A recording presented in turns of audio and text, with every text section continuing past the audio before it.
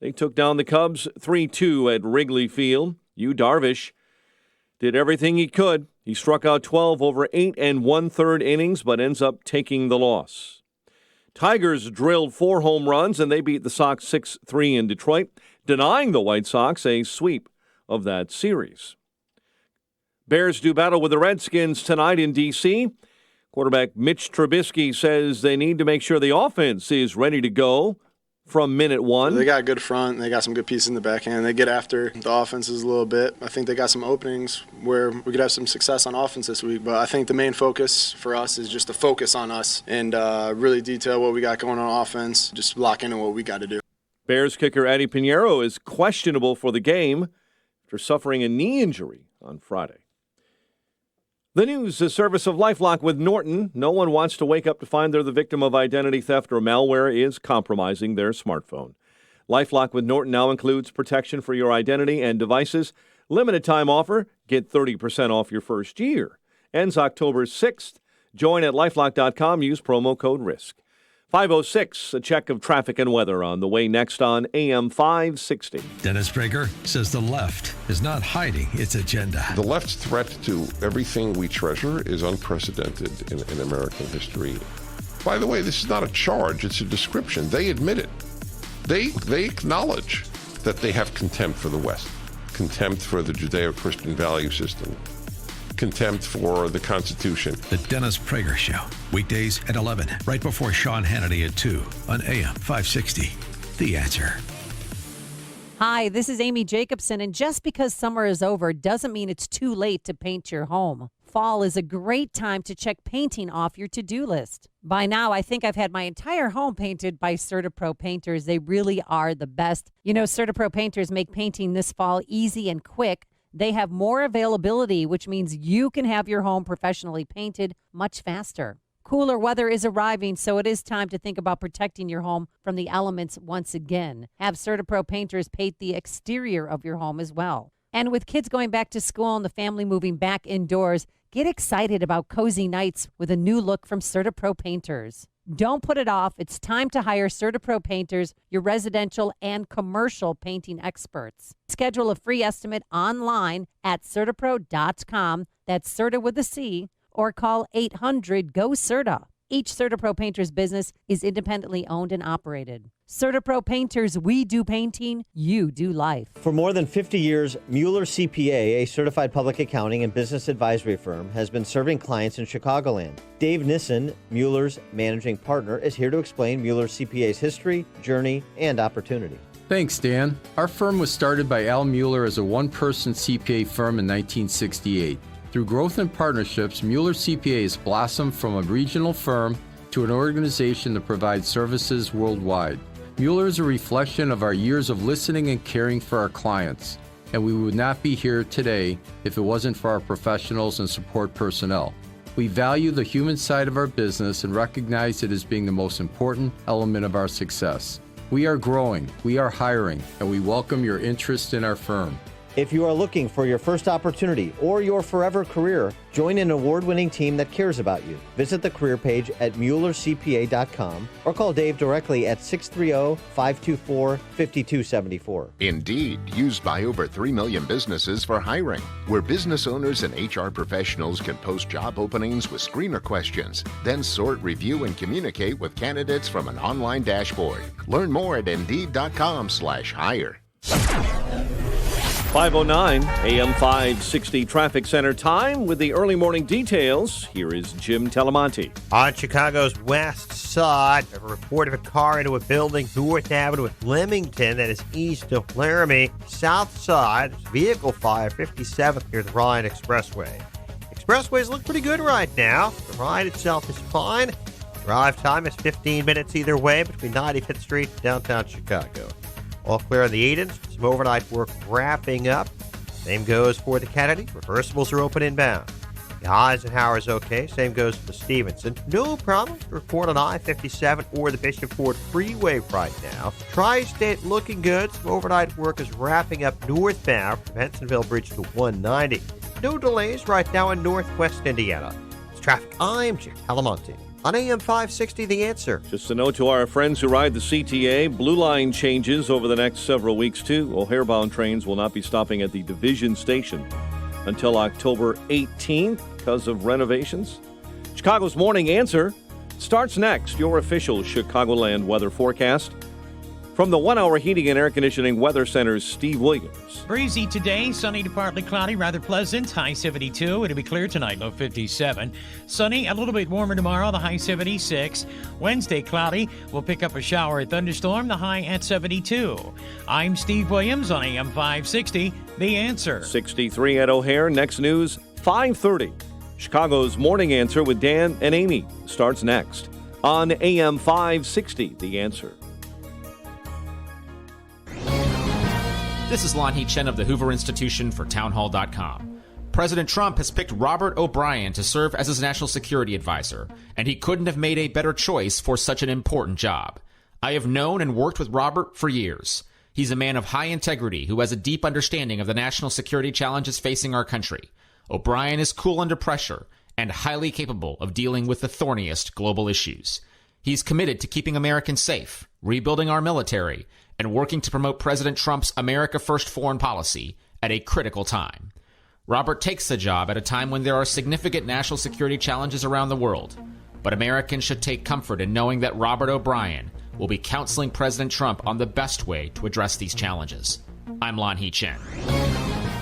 The Pepperdine Graduate School of Public Policy, America's unique graduate leadership degree, offered on its most beautiful campus. Learn more at publicpolicy.pepperdine.edu. Sheet metal is a big part of commercial and industrial facilities. Look around your business and you'll quickly notice how many components use sheet metal. From fan systems and hoods to machinery guards and much more. For top quality sheet metal work, get to know the pros at Vans Industrial. Hi, I'm Dave Van Camp, owner of Vans Industrial. Vans Industrial is an industrial sheet metal contractor that can fabricate all types of alloys up to 1-inch plate. We perform jobs including chutes, hoppers, stacks, siding, and dust collection. We work in material handling facilities including steel, chemical, agricultural, food processing plants, and more. Vans Industrial can also design and perform the engineering for a complete turnkey installation. Our quality work is installed by trained mechanics who will work closely with you to make sure the job is done right.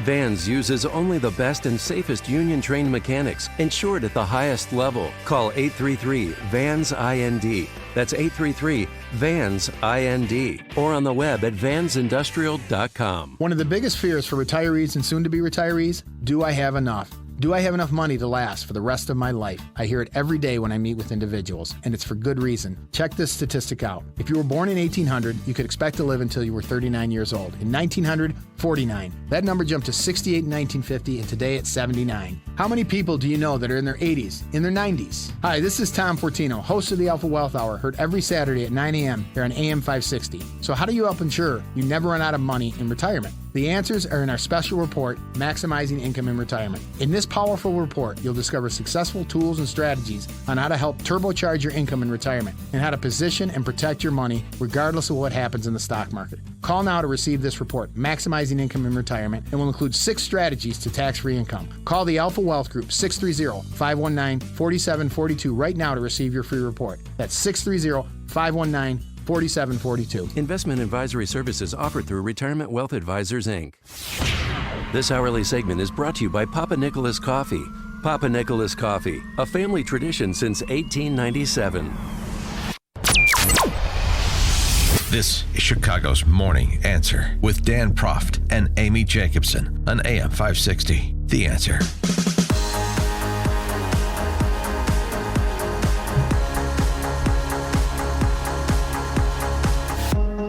Good morning, Dan and Amy. Before we get into the sum and substance of the show, boy, that is some September swoon by the Cubs, even by Cubs standards. Yeah. Wow. It's over. Well, they have, 6 games left? They have to win the next 4 games. The wild card. Yeah, and they have to have the Brewers disband right. as an organization. And the Nationals have to collapse, too. Yeah. Yeah, I don't think that's going to happen. So you can end that playoff chase charade you were doing on the north side. You may want to put off the Theo Epstein statue as well. Remarkable. Boy, watching this weekend, that great pickup, Kimbrel, give up 2 bombs in the 9th to lose the Saturday game, then you can't go to him on Sunday because, he keeps giving up home runs. And you got to go Darvish for the complete game leadoff triple, and they give up 2 in the top of the 9th And on Darvish Sunday was to very lose. sad yesterday. It was like a funeral in the locker room. But now they're saying Joe Maddon's going to get fired at the end of the season, and That's a good start. You think that's going to happen? Yes. Okay. I think that's a good All start. right, pack your bags, Joe. Yeah, I enjoyed you when you brought animals to practice to relax the kids that he was coaching, and I thought he did a great job. But should fire Madden and then fire 80% of the fans, and that would be a good start. Then you how maybe did the White Sox do this? Maybe you take you get a baseball club together with Okay. baseball fans after that. How'd the White Sox do this year? Oh, they finished in the same place as the Cubs out of the playoffs. Oh yeah. Yeah. Cubs finishing from the same place they finished 110 of the last 111 years. Yeah. So I'd make that point.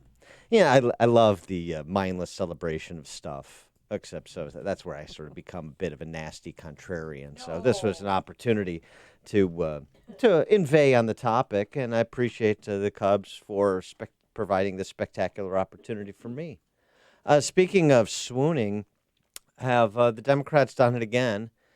Have they irreparably damaged their putative frontrunner? 312-642-5600, turnkey.pro answer line, 646-36DA, turnkey.pro text line. All the talk this weekend on the talkies was of this phone call between President Trump and the president of Ukraine, and embedded in there is Joe Biden and his son's business dealings in Ukraine, Joe Biden running interference, ostensibly for his son's business dealings in Ukraine. And, of course... The Democrats are calling for a release of the transcript of the phone call between the presidents of the United States and Ukraine. And Nancy Pelosi saying, you know what? Not this time we mean it. This may be an impeachable offense. I'll tell you what. It doesn't hold a lot of sway coming from a party that thinks tax cuts and a citizenship question on the census are also impeachable offenses.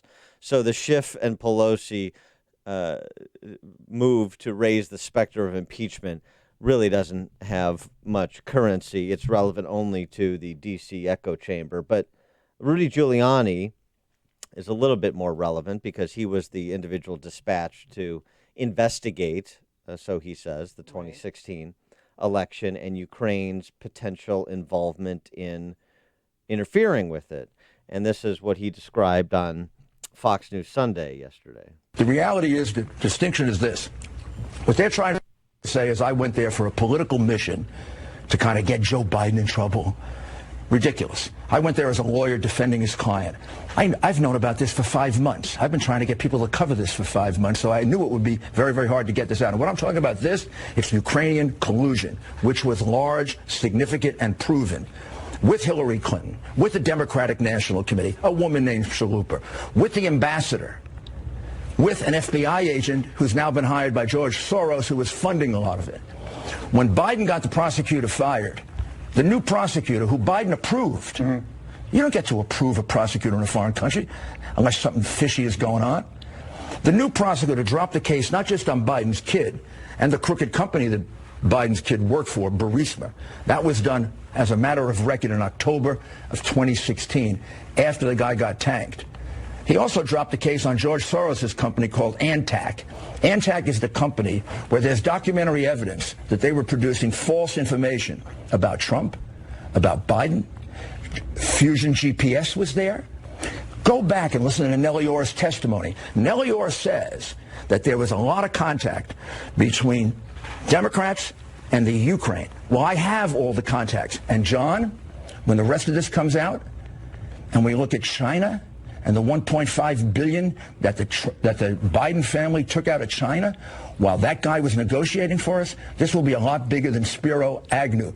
Bigger than Spiro Agnew. That's a reference to Nixon's vice president, for those of you scoring at home. The first Greek American, by the way. Yes. So Rudy makes a bunch of references that probably require a little bit more explanation if you aren't following the vagaries of this story. The Anti-Corruption Action Center, that's ANTAC. Antac, youthful street activists, famously wore Ukraine F corruption T-shirts. The investigation into Antac was part of a larger probe by Ukrainian's Prosecutor General Office into whether $4.5 million in U.S. funds to fight corruption inside the former Soviet Republic had been improperly diverted. Prosecutors would soon learn the resistance they faced was blowing directly from the U.S. Embassy in Kiev, where the Obama administration took the rare step of trying to press the Ukrainian government to back off its investigation of both the U.S. aid and the group. So the Obama administration, through then Embassy Chargé d'Affaires George Kent, that's the ambassador he's referring to, interceded. Now, this is John Solomon reporting on this topic, oh, by the way, back in March of this year. So what the Democrats have done by using the specter of this phone call as the means to prosecute their impeachment case is open up everything that people forgot about Joe Biden. Never and his knew. Shadiness. No, this is mainstreaming all this information that I think most people had no idea about. I mean, I think his candidacy is over with. 312-642-5600 is our turnkey.pro answer line. 64636, type in DA, then a quick comment. So Yuri Lutsenko, who's this is a Ukrainian individual, he's widely regarded as a hero in the West for spending 2 years in prison after fighting Russian aggression in the country. He's named Prosecutor General. He's invited to meet the new U.S. Ambassador to Ukraine, Marie Yovanovitch. Lutsenko told Solomon, reporting this, he was stunned when the ambassador gave me, quote, gave me a list of people whom we should not prosecute, unquote. The list included a founder of the Antac Group and 2 members of parliament who vocally supported the group's anti-corruption reform agenda. It turns out that Antac was funded in part by George Soros. Oh, really? Oh, looky here. Wow. Ukrainian law enforcement was co-funded by the Obama administration and liberal megadonor George Soros. It was collaborating with FBI agents investigating then-Trump campaign manager Paul Manafort's business activities with pro-Russian figures in Ukraine. Lutsenko suggesting to Solomon the embassy applied pressure because it did not want Americans to see who was being funded with its tax dollars. Quote, at the time, Miss Ambassador thought our interviews of Ukrainian citizens, of the Ukrainian civil servants who were frequent visitors of the embassy, could cast a shadow on the anti-corruption policy. In the end, no action was taken against Antac, and it remains thriving today. Nonetheless, there's significance here. One, as Solomon points out, it conflicts with the State Department's official statement that, after Lutsenko first mentioned the do not prosecute list. They said that the State Department said that claim was a fabrication, but the Russian Chargé d'Affaires, the U.S. Chargé d'Affaires in Kiev, his letter shows that they did back off what normally would be considered an internal law enforcement matter under pressure. It highlights, the Antac anecdote highlights the little-known fact that the pursuit of foreign corruption had resulted in an unusual alliance between the U.S. government and a political megadonor, that would be Soros. He also mentioned, you just heard Giuliani mention, a former FBI agent hired by Soros. Well, yeah. Karen Greenaway, the then FBI supervisor in charge of international fraud cases, one of the lead agents of the Manafort investigation in Ukraine, she attended multiple Antac events, won glowing praise in a social media post from the Antac executive director, and she retired, and Soros's Antac soon after announced she was joining its supervisory board. Those are a lot of interesting relationships. Now, these are intricacies that get lost in the context of a presidential election, but there are questions to be raised and answered. And what Joe Biden said over the weekend. Oh, he said a lot. I mean, well, he's of course defending his actions and now trying to focus all of it onto Trump. And Trump is the one who's dirty in it. And he's focusing a lot of his animus on Peter Doocy, Fox News reporter. Here's what I know. I know Trump deserves to be investigated. He is violating every basic norm of a president. You should be asking him the question, why is he on the phone with a foreign leader, trying to intimidate a foreign leader, if that's what happened. That appears what happened. You should be looking at Trump Trump's doing this because he knows I'll beat him like a drum. And he's using the abuse of power and every element of the presidency to try to do something to smear me. Everybody looked at this, and everybody's looked at it and said there's nothing there. Ask the right question. That's not what they've said. By the way, I have a lot more respect for Peter Doocy than I do his dad over there at Fox. Peter Doocy's done actually some pretty good beat reporting in the presidential race, and he's getting under the skin of Joe Biden, which is a good sign. Joe Biden, no credible outlet has covered this. New York Times has. Not a lot, but they've raised the specter of the issue. And I love the comparison over the weekend, too, from all the pundits to, this is like the Hillary email thing all over again. And they say that as a way to be dismissive of it, like there was nothing there with the Hillary email thing. Excuse me, pardon me, point of order. The sainted Jim Comey hardly exonerated Hillary Clinton. Right. There was no clean bill of health. He chose not to prosecute. But he still got up there and said what she did was wrong. Yeah, so not being indicted is not the same thing as there's nothing there. So, number one, her mishandling foreign classified information, classified information, that is an indictable offense. And Jim Comey had to invent an intent standard to avoid pursuing a prosecution. Number two, it's even more than the Hillary Clinton email thing in terms of concreteness. Vice President, December 2015, Vice President Biden visits Kiev. He pressures the country to do a better job of rooting out corruption, calls for the reform of the office of the then Prosecutor General Viktor Shokin, who had been criticized by the U.S. and other countries for not doing enough to address corruption in Ukraine. Okay, fine. March 29 of 2016, Ukrainian parliament votes to remove Shokin. By the time he left, Mr. Shokin was no longer pursuing the Burisma investigation, which is the company in which Hunter Biden had an interest. And then Biden, a couple of years later, in January, at a Council of Foreign Relations event, is bragging about how he told the Ukrainian officials that the U.S. would withhold $1 billion loan guarantee unless Mr. Shokin was ousted. But he didn't. And whether Mr. Shokin was corrupt or not, here's the problem. He did not disclose that his engagement with Ukrainian politics, his engagement with the decision on Shokin, was inherently conflicted because one of Shokin's investigations involved a company in which his son was on the board. That is a problem. That's a problem. That's not made up. I don't care if the credible news organizations choose to run interference for Biden or not. That's a fundamental problem, and it's pretty easy to follow, as Rudy made the point. One other point we need to make here. No, I won't answer another question unless you finish. This is really unfair. These are very important things that have been covered up for years to protect Slimy Joe. The reality is that there are 3 other prosecutors where all you have to do is go online. 3 others that say that this was done precisely to get rid of Biden, to cover up Hunter, and to cover up Soros.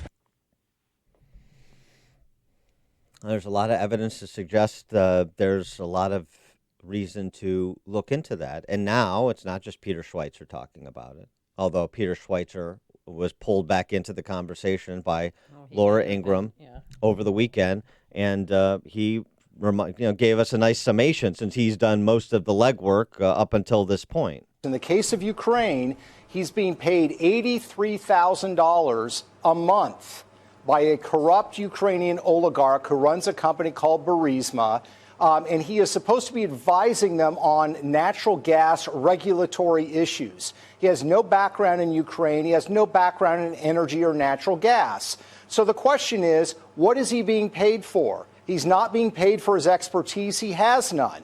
His father at this time is the point person on U.S. policy to Ukraine.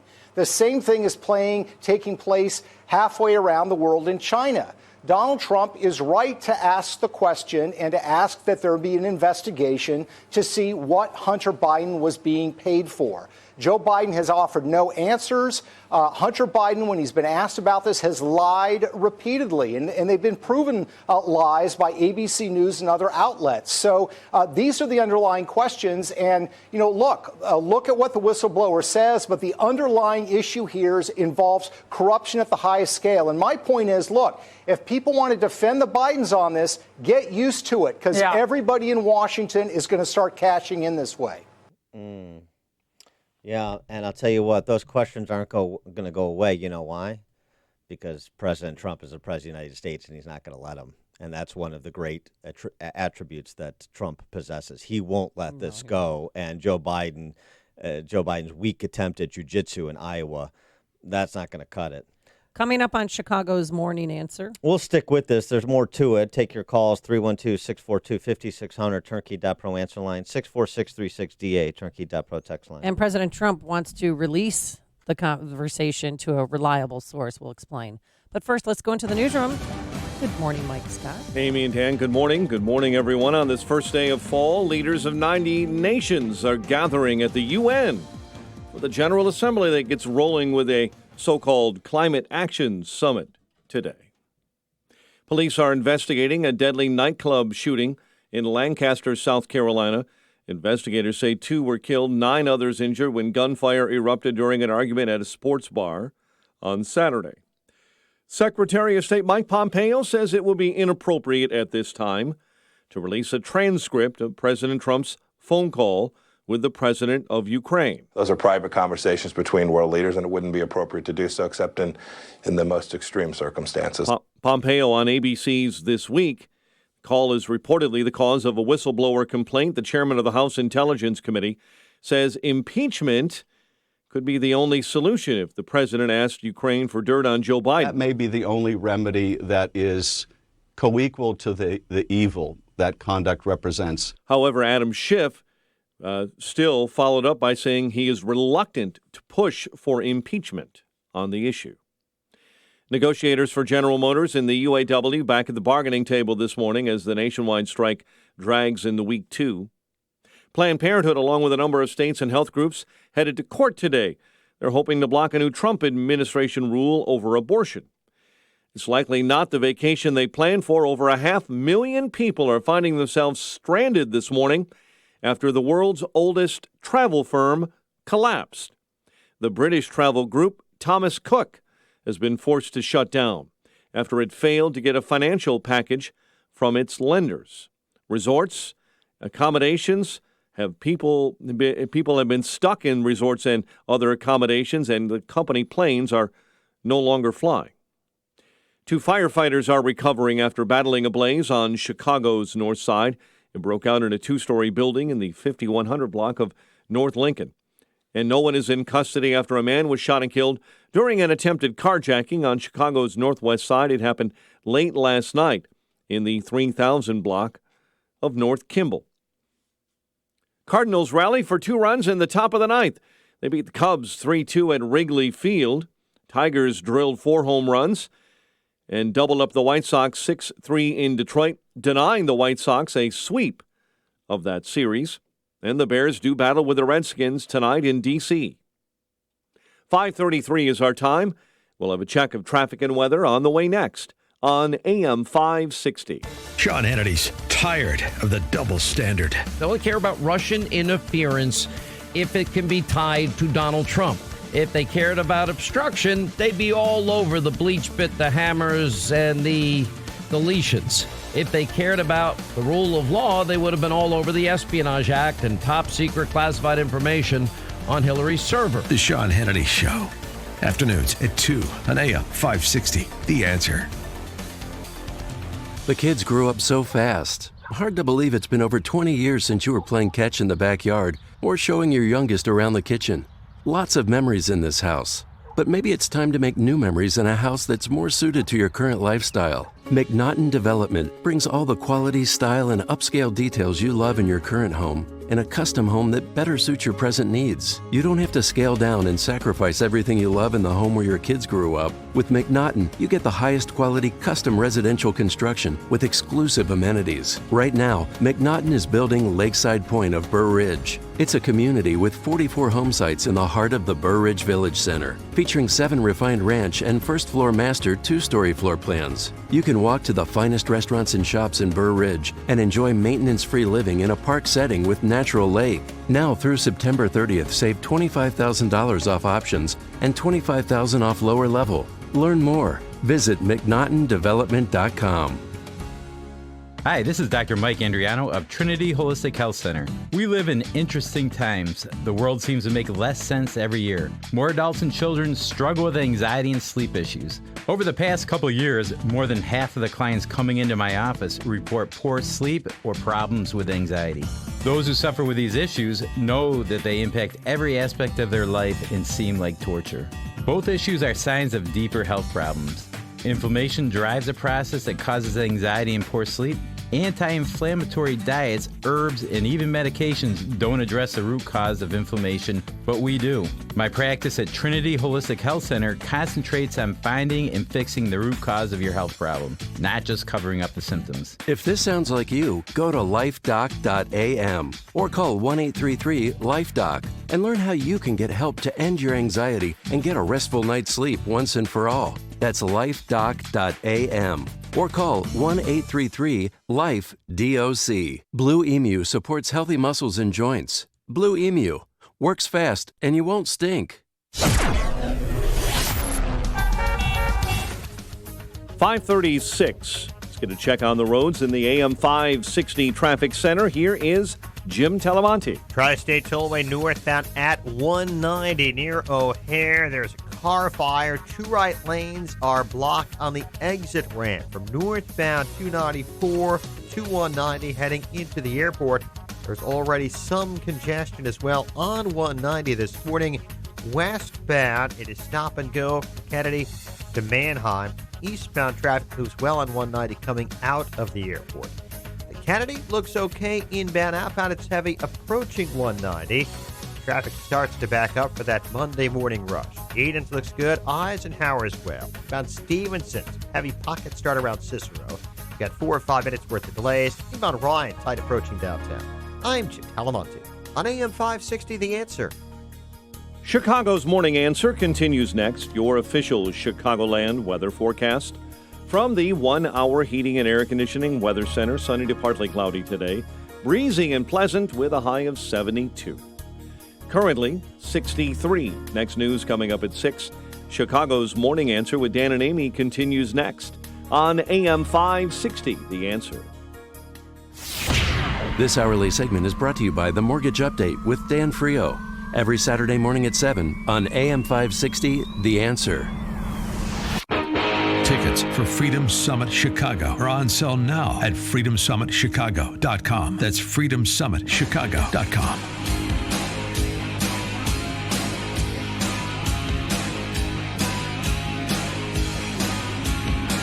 Top of the morning, Dan and Amy. We're talking about the latest brouhaha, this over President Trump's conversation with the Ukrainian president. And President Trump, before he jetted off to Texas, Houston to be specific, to celebrate Indian Americans with the Indian Prime Minister, he responded to the inquiries about his conversation thusly. But just so you understand, the conversation I had with the president of Ukraine was absolutely perfect.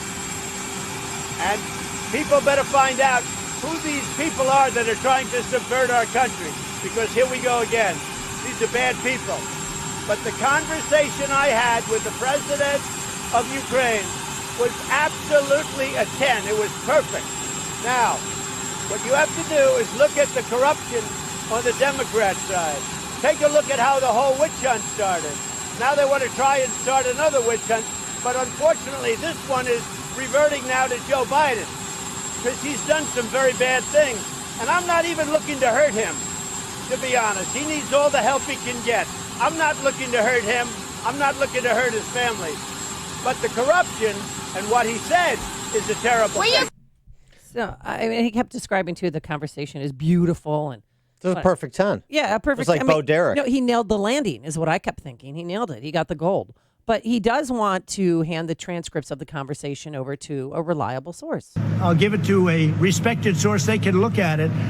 But what I said was so good. It was a great conversation. It was a really great conversation. And everybody will say that. Yeah, but the Ukrainian government has their own transcripts. To be done. Would you be okay with the Ukrainian government releasing their version of the transcript? Well, I think their version would be the same as our version. I mean, it would be identical. But they did. They put out a major statement last night. And in the statement, they said it was a very, very fine conversation. And there was no pressure, no nothing. There was no pressure. That was not pressure. I know when I give pressure, and that was not pressure. The Wall Street Journal reported over the weekend that, and now this was probably a White House source trying to put its spin on the situation, but nonetheless reported that there was nothing resembling a quid pro quo that was part of the president's conversation with the Ukrainian president. So why are the Democrats maintaining that President Trump said, if you don't investigate this, then I'm not going to give you the $250 million in military aid that you need? There's just all speculation. We don't know, but this is something that's possible. And if that's what happened, then that's an impeachable offense. I mean, it's all if then, because they're trying to if then their way to impeachment. But what these Aesopian boys and girls don't understand is that the public is inured to their impeachment calls because they're made on serious matters that turn out to be seriously unfounded allegations, and then unserious matters of policy. When you have the Socialist Spice Girls running around and saying Trump should be impeached over cutting taxes and putting a citizenship question on the census, it tends to undermine your credibility, right? And then when you have your flacks in the D.C. press corps, like Mara Liasson from NPR on ABC's This Week, saying this. Sure, this could end up being like the 2020 version of birtherism. Ooh, Joe Biden did something bad in Ukraine. The Ukrainians have investigated this formally and said there's no evidence of any wrongdoing. This is like birtherism. Oh, my gosh. Really?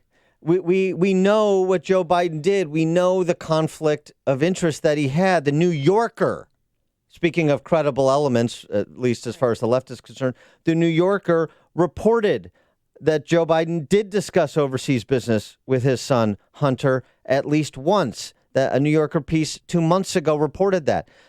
So Joe Biden is lying, Hunter Biden is lying. One of them are lying because you can't square both of their stories. Right. Hunter Biden will not. He's in hiding. I mean, he will not talk to reporters. And people should be after him every day and staking out his house to get answers. Well, it's just they don't need to get answers from him. He's not the guy running for president. Joe Biden is. And Joe Biden's, no credible investigation, nothing there. And Trump should be investigated, which is what he got away with in Des Moines over the weekend. He shouldn't get away with that. And even Biden's denying ever talking to his son about his job or his position on that power company board. I've never spoken to my son about his overseas business. And so how do you know? Let's talk about, here's what I know. I know Trump deserves to be investigated. Yeah. It doesn't matter. It doesn't matter whether he did or not. I don't believe him, but it doesn't matter because you knew he was on the board. And how do you intervene as a policymaker when you know your son stands to benefit if the investigation into to a company on which he sits on the board is ended? That's the fundamental problem, and that's the question that should be put between his eyes. 312-642-5600 is our turnkey.pro answer line, 64636. Type in DA, then a quick question. Jim in Willowbrook, you're on Chicago's Morning Answer. Good morning, guys. How are you? Good. I was listening to Larry Elder earlier, and he was saying that either the Washington Post or the New York Times, one of them, has already come out and said that the whistleblower's information was secondhand. He doesn't even have direct knowledge of the conversation. So how could there be a whistleblower investigation that they don't even know who made the original report to the whistleblower? Right. Thanks for the call, So Jim. the Inspector General's office said that this, whistleblower's comment is credible and urgent. So why can't the transcript of the phone call just simply be handed over to the House Judiciary Committee and then we could end all this craziness? Because it establishes a precedent when you start handing over the transcripts of the president's conversations with foreign leaders. Is that the new protocol?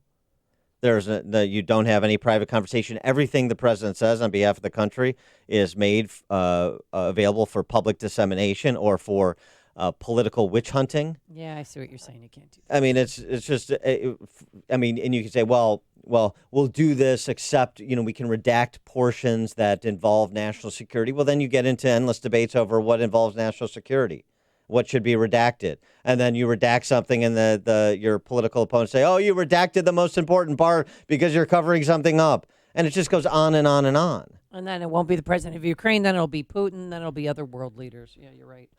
Devin Nunes was on with Maria Bartiromo over the weekend, and he was suggesting that what you suggested earlier, Amy, that this may end up being the end of Joe Biden. Right. This has all the hallmarks of the Russia hoax, right? It's the same. Let's just go through it. Something leaks out that there's something bad that happened. And then it's the same reporters that report on it. The same exact reporters that reported on the Russia hoax report on it. Yeah, it's sort of, he sort of does have the standard playbook properly diagnosed. Verlon on the South Side. The Democrat Party and the liberal media. These are people that can't be believed because their words aren't credible. Their sole job is to run interference, cover, and spin the issue from the vice president onto Donald Trump. These are people that just has an evil intent when it comes to this country. Okay, they're running cover for a president that tried to use the full weight of the vice presidency to enrich his son by $1.5 billion and to force a prosecutor to drop his case. Donald Trump has evidence to prove his case. Where's Joe Biden's evidence to prove him not to be who he is? Thanks for the call, Verlon. Wall Street Journal opined on this over the weekend, too, about Trump's Ukraine call. And they write this. This is worth addressing. Trump acknowledges he asked Ukrainian's new president, Zelensky, to investigate Biden as part of his effort to clean up corruption. Mr. Trump's request showed bad judgment. He was trying to draw a foreign leader into the middle of American presidential politics, which can only lead to political trouble. We learned that from the Russia fiasco of 2016. What we know of the call underscores Trump's greatest flaw as president, which is his political narcissism. Every decision boils down to how it affects him or his reelection prospects. Other presidents have made similar calculations, but Mr. Trump lacks the basic filter to know when he's crossing a line that creates trouble for himself or the country. That is well put. That's part. I don't think that's wholly accurate. I think, yes, political narcissism, which is sort of like wet is to water. Political narcissism as to politicians, please. Aren't there any humble politicians, Dan? Maybe, once in a generation, Okay. your Mitch Danielses of the world. But they all have egos. Everybody has an ego. But, some are at least present and behave in a fashion that's more indicative of humility. Mitch Daniels comes to mind. Scott Walker comes to mind. Oh, yeah. But the thing that's unfair about this statement is I don't think it fully contemplates the landscape, what's happened over the last 3 years. And I would say, yes, maybe it's a bit of political narcissism and looking at 2020. And you know what? Maybe Wall Street Journal Ed Board, it's a little bit of a reckoning. It's a little bit of you on the left and the last president of the United States, at least his administration, turned agencies that are responsible for federal law enforcement, that are responsible for intelligence gathering, into weapons against a political opponent. And then your representatives span the globe acting recklessly. Clear conflict of interest at minimum with respect to Biden's interference in Ukraine. Clear conflict of interest. Yeah. And Son didn't even have any history of natural gas and energy sources. And there's no reckoning for it. There's no justice for it. You guys think you're above the law, and what I'm telling you is you're not above the law. Joe Biden, Jim Comey, John Brennan. I think there's something more here. And, drain the swamp is perhaps too imprecise. But there is something here about, these guys think they can just write the rules as they go along and get away with anything they want to do, whether it's to destroy a political opponent or enrich themselves. And you know what? Blank them. I'm the president now, and Ukraine has a corruption problem, and I'm not going to I'm not going to allow my public policy decisions to be influenced by this. But, while you're investigating corruption in Ukraine, how about the curious case of Burisma and the involvement of one of our politicians' families? That's legitimate. Unless you're for politicians using their public office for personal enrichment, even when it comes at the price of compromising our interests for foreign interests. When you have a vice president's son who's in bed with a Ukrainian kleptocrat. What about that aspect of it? The Journal didn't contemplate that, and they should. And he made $83,000 a month? That's insane. Dan in Libertyville. Thanks for taking my call. I got to tell you, this is the best political tactical movement I've ever seen or heard of. Trump was brilliant in having somebody unknown be a whistleblower on a presidential conversation on the phone, which would, first of all, be illegal for someone to be listening in and reporting on what the president is saying on the phone. There is no precedent for this. Secondly, it's a Pandora's box that he had opened, and he's getting $1 billion worth of free advertising going against the guy who said he was going to be taking Trump behind the woodshed and he was going to beat him like a drum. Well, I got some bad news for Biden. He's behind the woodshed, and he's being drummed out of Washington. This thing is fantastic. I love it, and I can't wait to watch it all unfold because, you know, we live in the state of Illinois where we do have a corrupt government that the people accept extorting us, Madigan, namely, and we can't touch that guy because his constituents keep electing him, and we can't stop that. But we can get rid of Biden, and what I see when I watch what's happening, I picture Muhammad Ali standing over Sonny Liston saying, "Get up." That's how bad Biden's going to get beat. Yeah, I don't know that this, thanks for the call, Dan. I mean, I don't know this was orchestrated by Trump, as you're suggesting. One of the other issues here, and Greg Jarrett brought this up on Fox over the weekend, is that the intelligence community's inspector general is for whistleblower complaints, other matters that relate to the intelligence community. The President of the United States is not part of the intelligence community, so you can't even accept the complaint in the first place. That's not the body to investigate in the first place. But then I don't know, how did President Obama not know about this? I mean, he put Biden in charge of giving billions of dollars to Ukraine, and then his son ends up on a corrupt company's board. He didn't know about it? Who says he didn't? Right. Ralph and Rantoul. Yeah, good morning. I prefer not to use the word whistleblower and more like just another leak, because that's what these things are. You know, this is going to continue. It's going to accelerate up and until there are actual consequences for all the corrupt behavior. You know, all of the campaign chants of lock her up.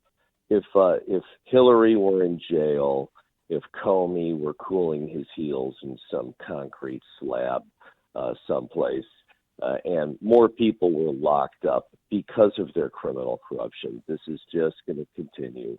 You know, I guess as just a mere mortal over here obeying driving laws and things like that, I'm getting really, really tired of seeing two sets of laws applied to United States citizens, those who have influence and money and those who don't, like me. Mm-hmm. Thanks for the call, Ralph. You've made the switch, and it feels so good. You've switched to Chicago's Morning Answer on AM 560. The Answer. Hey everyone, Ken here. For 2 years now, you've heard Carrie and I use metaphors to test to see if you think your home or your business could use a revenue shot in the backside. Today, because of our new website, I can be a little bit more direct. Income Store has 2 doors. If you have more time than money, you're going to live under door number 1. You're going to see over 400 digital assets, 5 to 20 minutes a piece, that'll teach you how to manage numbers and lead people, or show you 6 growth tips you've never heard of. All of this so you can start growing your home or your business revenue literally immediately. If you have more money than time, door number 2 is going to be for you. You can view some of our managed services, look for more done-for-you packages. 34% of Americans in 2018 visited one of our managed services. Forbes 3 years in a row quoted, Income Store is an expert at generating home or business revenue. If you'd love to explore how to check out adding revenue to your home or business, just go to incomestore.com. That's incomestore.com. When a company is ready to grow, it's important to have the right partner to support that growth. Choose a team backed by 100-plus years of combined experience in the staffing industry and the most trusted staffing service supplier. Choose Unistaff. Unistaff's flexible staffing solutions can help your business fill temporary, temp-to-perm, or direct hire employment and make the hiring process cost-effective and efficient. For temporary placement to handle specialty products requiring specific skill sets, workflow fluctuations, or to save on hire costs, Unistaff has the talent ready to take on the challenge. They can also connect you with their talented associates to provide temporary positions with the potential of full-time placement. And for direct hire, you know finding the right employee can be an unexpected, time-consuming task. Leading corporations partner with Unistaff to gain access to top candidates in a wide spectrum of industries specific to their needs. Focus on growing your business. Call Unistaff to handle the rest. Go to unistaffjobs.com. That's unistaffjobs.com. Hi, it's Mark Olson. And Greg Olson. The boys from Crumweedy Home Pros. Call Crumweedy! Yep, that's us. Listen, we know it was a horrible winter, followed by a horrible spring. You may have held off thinking about getting your project done with the crazy weather we've had, but we want you to know we prepared for that. Our pros are ready to work overtime if needed to get your project done before the next horrible winter. No, not another rough winter. This past one was bad enough. Call us today, and we'll get it done right, and we'll get it done now. Call Crumweedy! Whoa, guys, don't forget, we offer 12 months, same as cash. Now, go ahead, carry on. Roofs, gutters, windows, and siding. You know you can trust Crumweedy to do a great job and give you a fair price. 630-595-8020. And watch out for the door-to-door fly-by-night guys. Here today, gone forever. You deserve better. Call us now for special offers on roofs, windows, siding, and gutters. Call Crumweedy! 630-595-8020. Crumweedy Home Pros. We're ready. What's the best way to find a new restaurant? Friends invite you or people tell you about it. I'm Tom Manos from Exchequer Restaurant and Pub on Wabash in the Loop. Now that we know each other, I'm going to invite you to our place. Exchequer Pub is a place that friends can get together. Great for a date, great for a special occasion. A historic but comfortable place with really good food. How good? Go to our site, look at the reviews, our famous pizza, ribs, burgers, ribeyes, chef specialties, and more. It's our 50th year, and we're having great specials to celebrate all year long. A great reason to check us out. Exchequer, not an easy name to remember, so we made it easier. TheCheckInTheLoop.com. You'll find the story behind the name, too. As my brother George says, it took us 50 years to become an overnight success. We're in the heart of the Loop on Wabash, close to the Art Institute. Discount parking, too. So come on in. It's time to check out Exchequer. CheckInTheLoop.com. When IDs aren't checked, underage consumers can access vapor products. Juul Labs is working with retailers to fix that, with an age verification system stricter than anything for alcohol or cigarettes. It blocks Juul product sales until a valid of-age ID is scanned, and it blocks all bulk sales.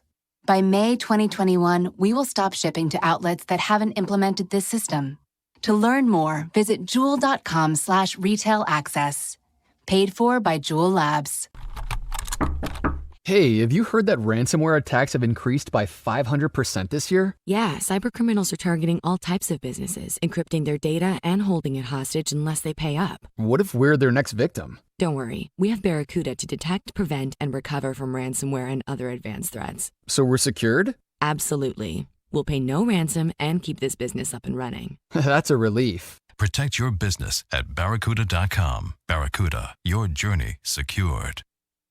Signature Bank is Chicago's fastest growing independently owned business bank. It's a bank where relationships still matter. Signature Bank knows your name and your story. I'm Dan Proft, and I know this because Signature Bank is my business bank. I'm Mick O'Rourke, President and CEO of Signature Bank, Chicago's business bank. I'd like to thank our customers for selecting Signature as their trusted banking partner to help build their businesses. We started Signature in 2006, and we've had the opportunity to meet so many hardworking Chicagoans. From third-generation family-owned businesses on the west side of Chicago to tech innovators at 1871. Signature Bank is proud to work across many different industries in the city and beyond. As the fastest-growing, independently owned business bank in Chicago, Signature is always welcoming new customers. I'd love to meet you and learn about your business. Signature Bank is looking for their next success story. To learn more about turning your business vision into reality, visit signaturebank.bank. Signature Bank, helping local businesses succeed. Member FDIC, Equal Housing Lender.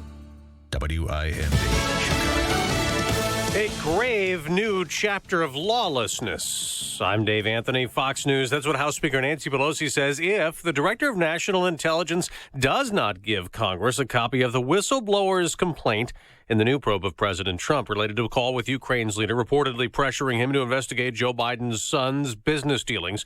Democratic Congressman Adam Schiff, chair of the House Intel Committee, told CNN it might be impeachable. If those conversations involve potential corruption or criminality or leverage being used for political advantage against our nation's interest, and that's what's at stake here. Now, President Trump tweeted, "This is a Democrat and crooked media con." Fox's Rachel Sutherland live in Washington.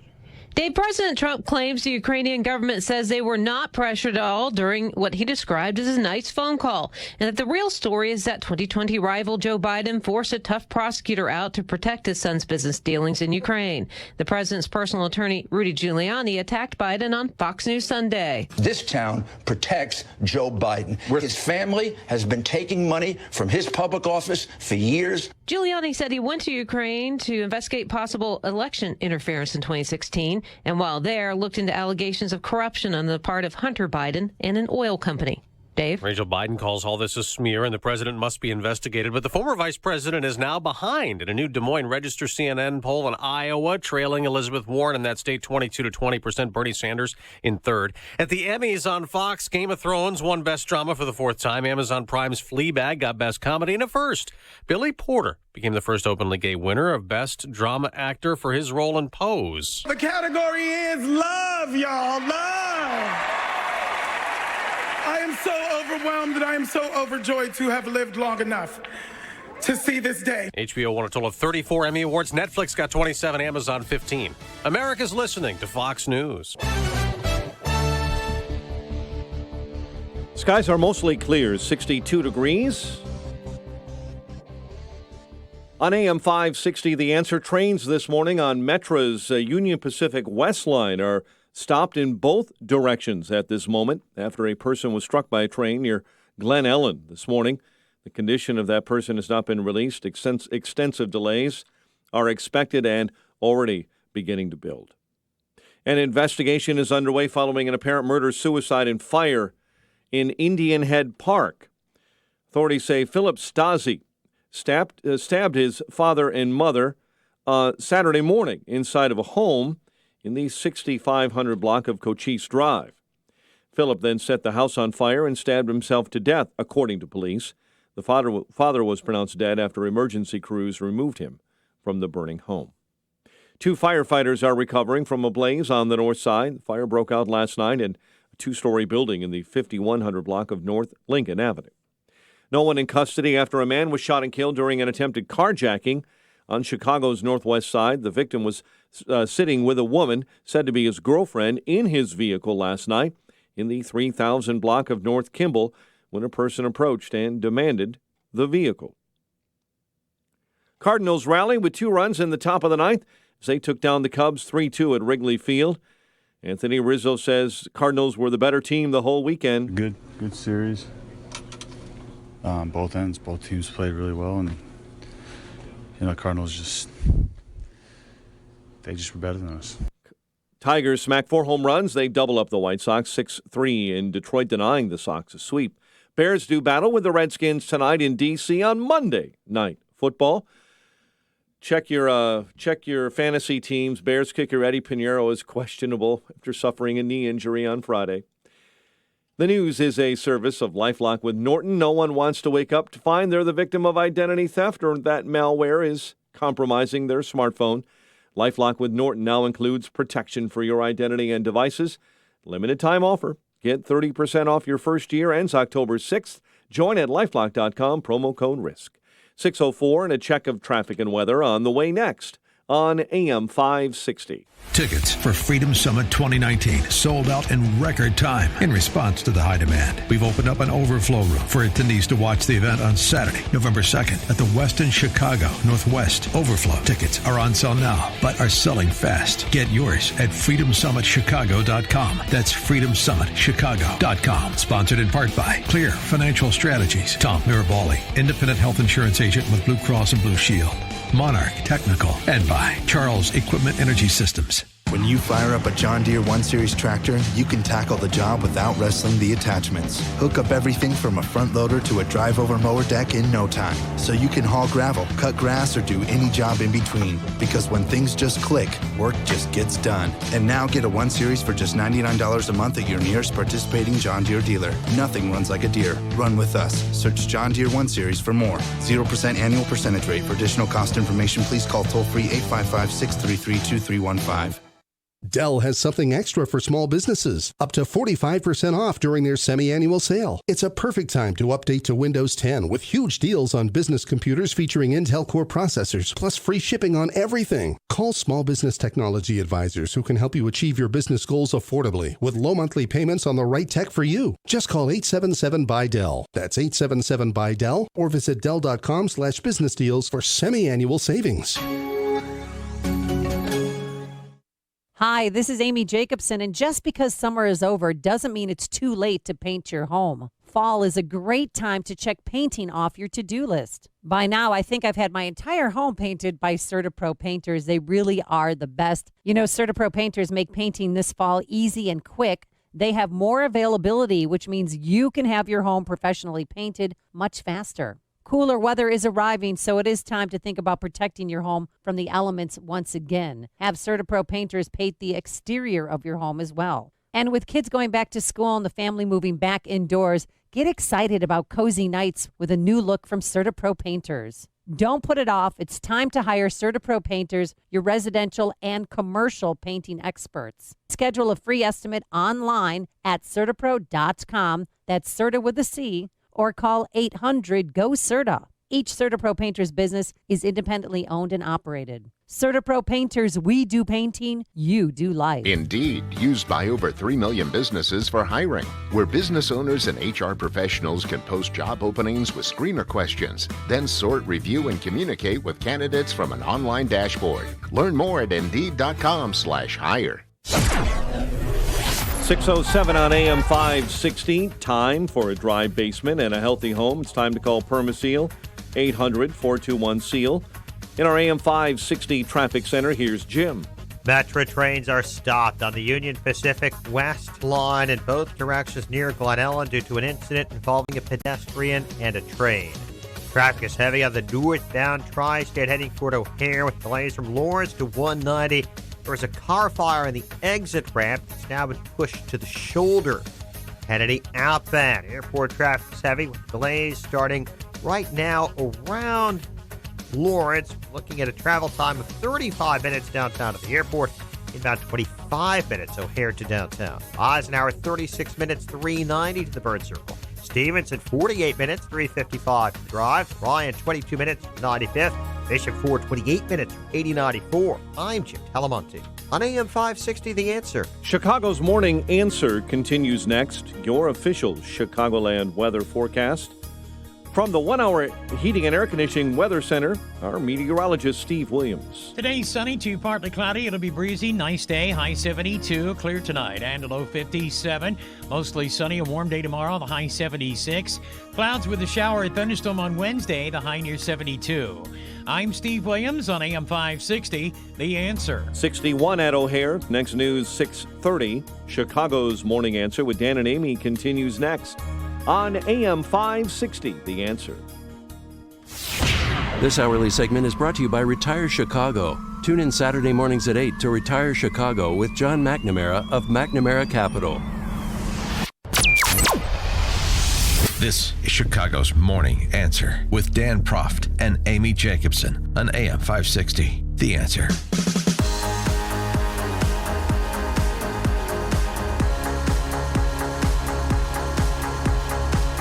Top of the morning, Dan and Amy. The trans Marxists have set their sight on Dr. Ben Carson. You know, he's President Trump's HUD director.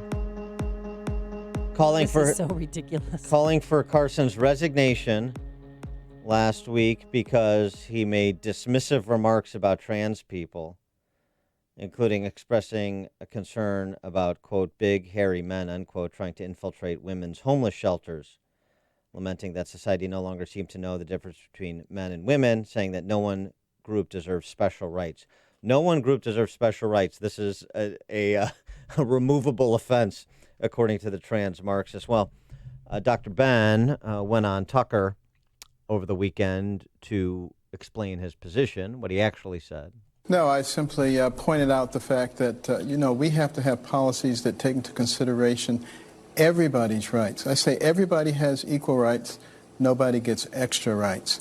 And I talked about some of the women's groups who've come to me. I've had many in my office.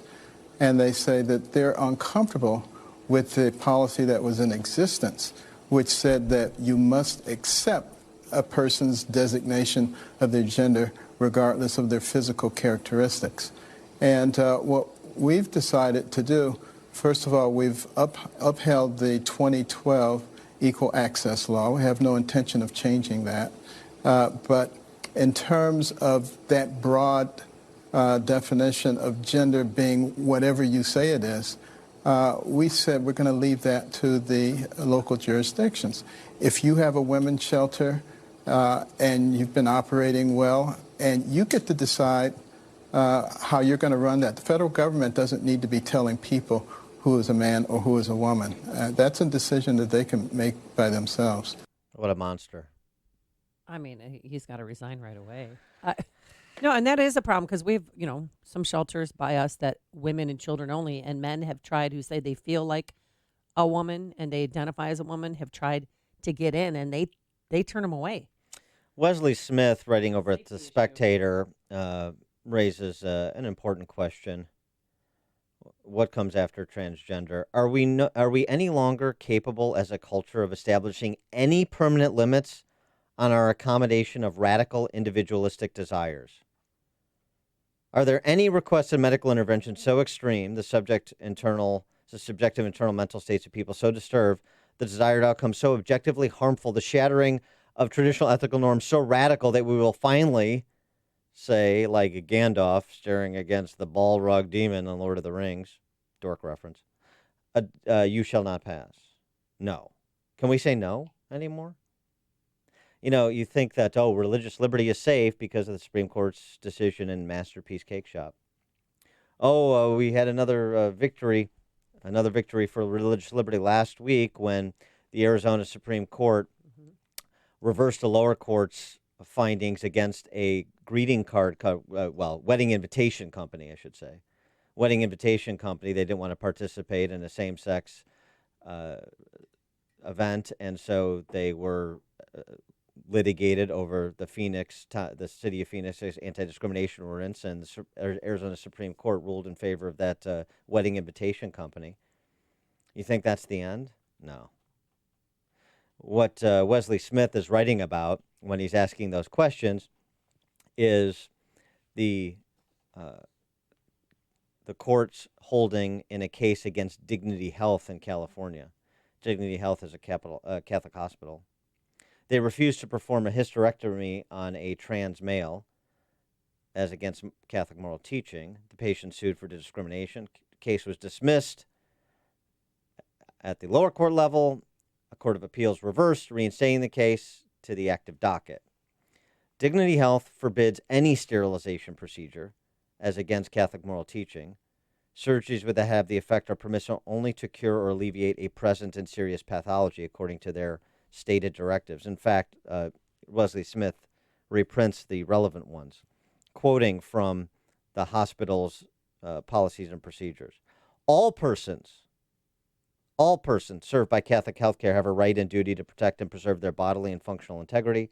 The functional integrity of the person may be sacrificed to maintain the health or life of the person when no other morally permissible means is available.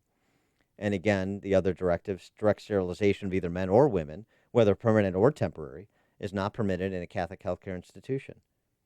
Procedures that induce sterility are permitted when their direct effect is the cure or alleviation of a present serious pathology and a simpler treatment is not available. So that's policies and practice across the board.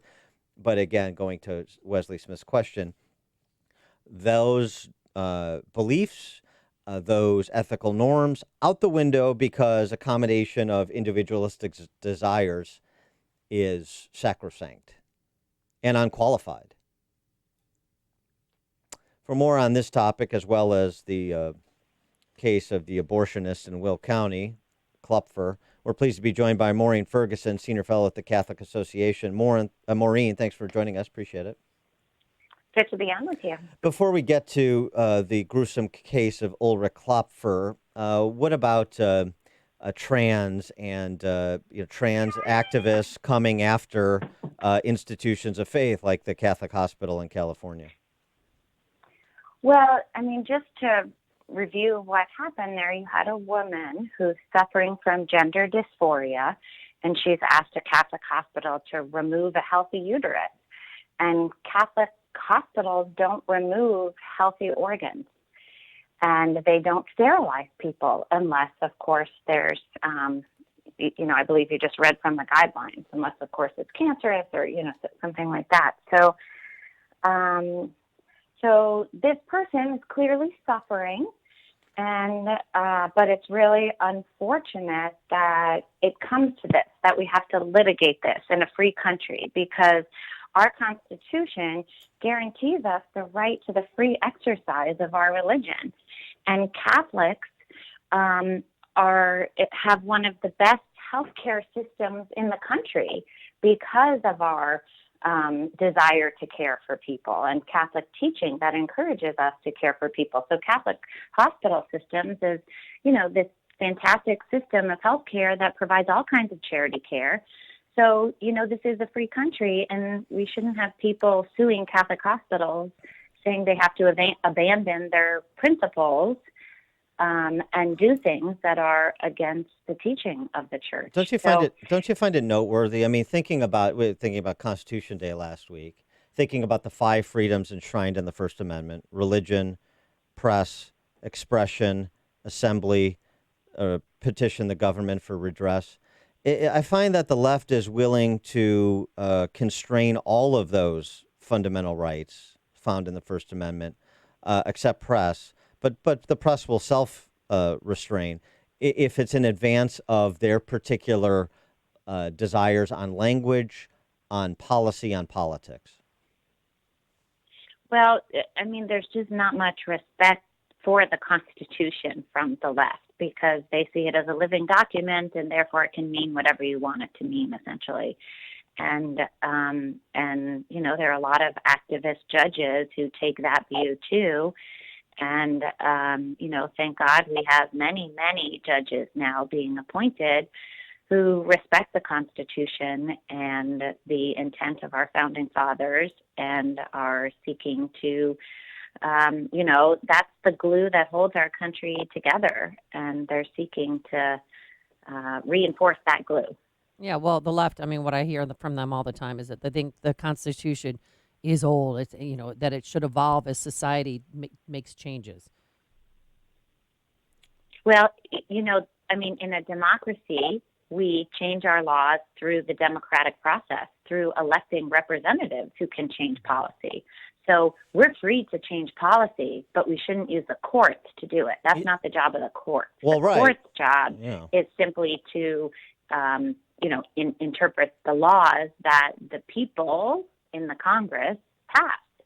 Well, you'll note for the record, too, there are 27 amendments to the Constitution. So there's a process by which they can amend the Constitution if they're so desires. Of course, right. But that requires generating popular and political support, and they don't want to do that. They just want to impose their will as easily as possible, because the ends justify the means, of course. Speaking of the ends justifying the means, the case of Ulrich Klopfer we've been discussing since this ghastly situation had been unearthed, literally, the remains of 2,246 human fetuses at his home in Will County. He was an abortionist in Indiana.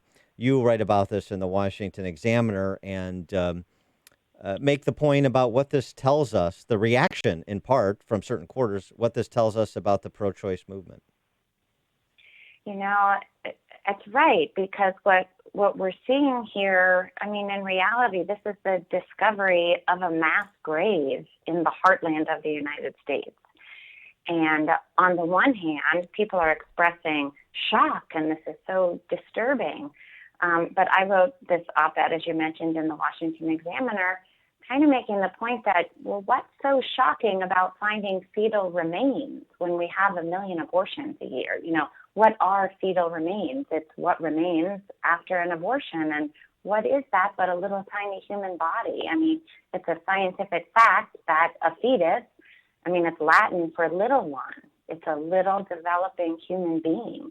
So, of course, there's a little body. So, I mean, I'm so sorry to be talking about this in the morning. It's such a terrible topic for your listeners to hear about, but this is the sad reality of abortion. And our abortion culture has gotten so, I mean, there's such a disregard for human life that it shouldn't be overly shocking that, you know, there's this creepy abortionist that medically preserved these little tiny bodies. But what a heartbreak. But Maureen, you have to think about this too. He was an abortionist for 40 years total, and that what was found in his house was only from 2000 to 2002.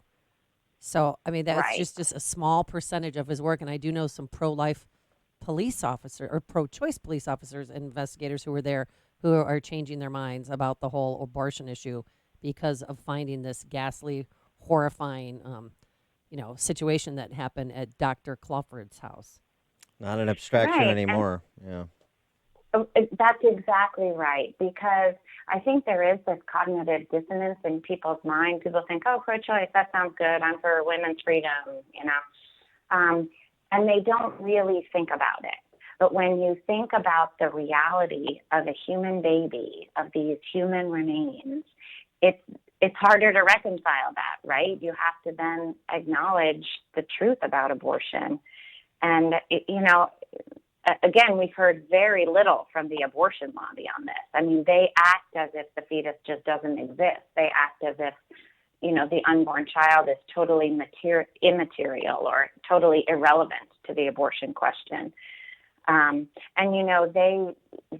Vice President Pence, of course, was the governor of Indiana when they passed a law, and he signed this law requiring the respectful treatment of fetal human remains. And the abortion lobby just ridiculed him.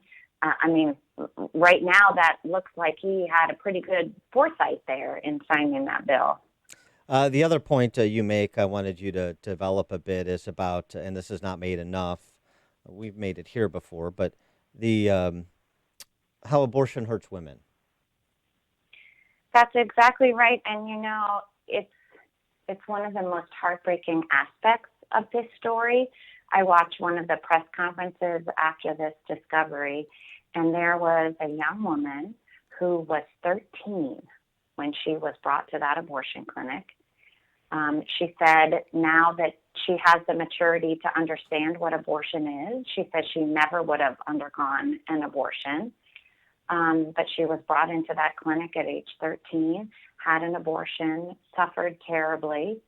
And now she's left to wonder, was that one of my babies that they found? This man, as you point out, he did tens of thousands of abortions.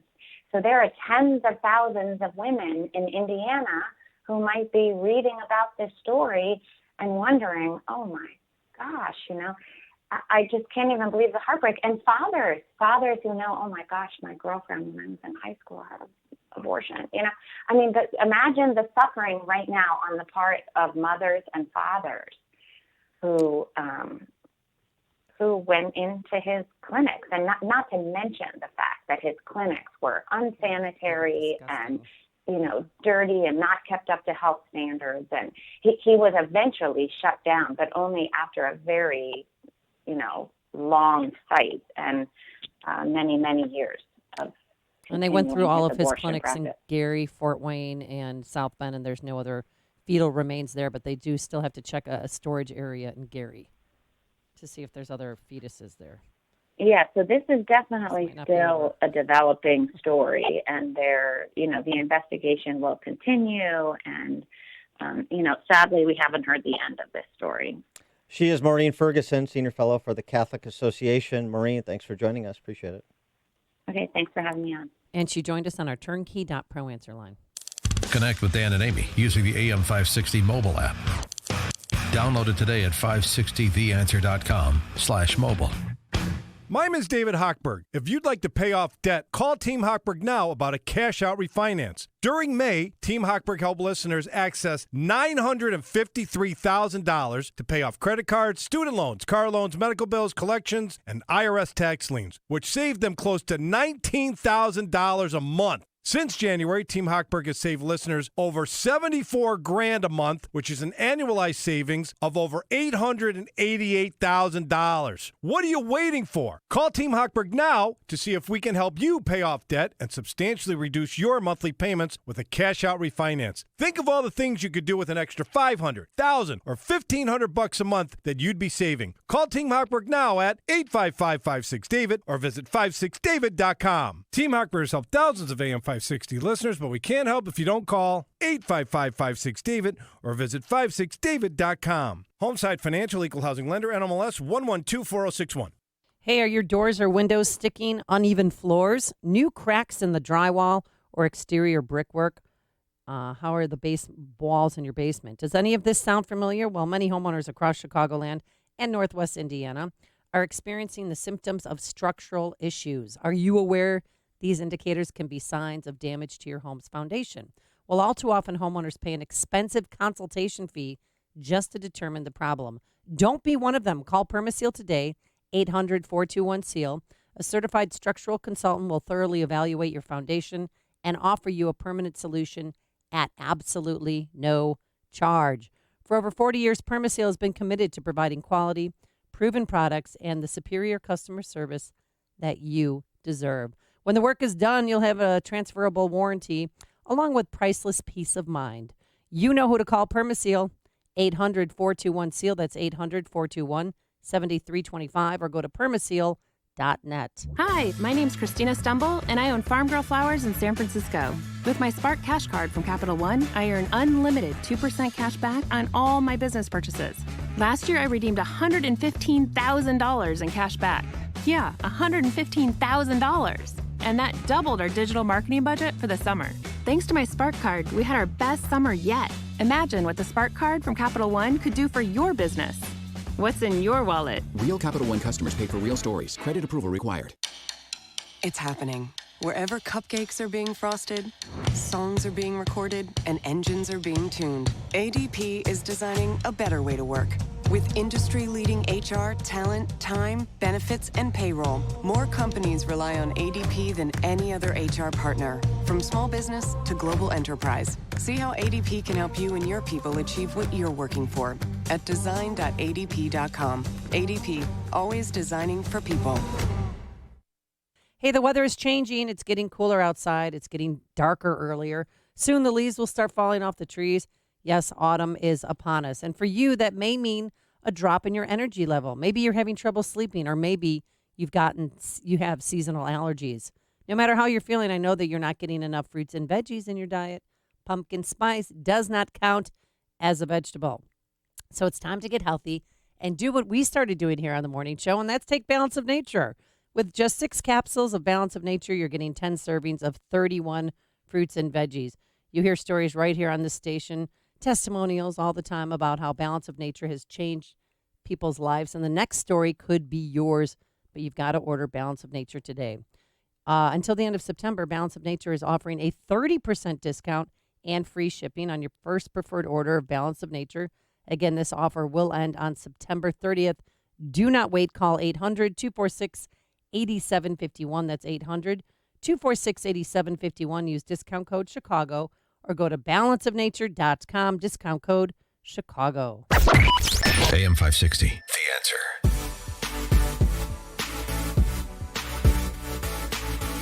So the question is, now Dan. for another reason why Dan Proft is single.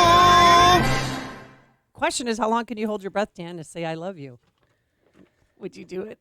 Yeah, this story comes to us from Tanzania. American man is drowned while proposing to his girlfriend underwater at an island off the coast of Tanzania, luxury resort. His girlfriend posting on her Facebook page footage of her deceased paramour proposing to her through the window of their underwater hotel room at the Manta Resort in Zanzibar. Right, so we put this, inside a plastic bag, and it read, "Will you please be my wife? Marry me."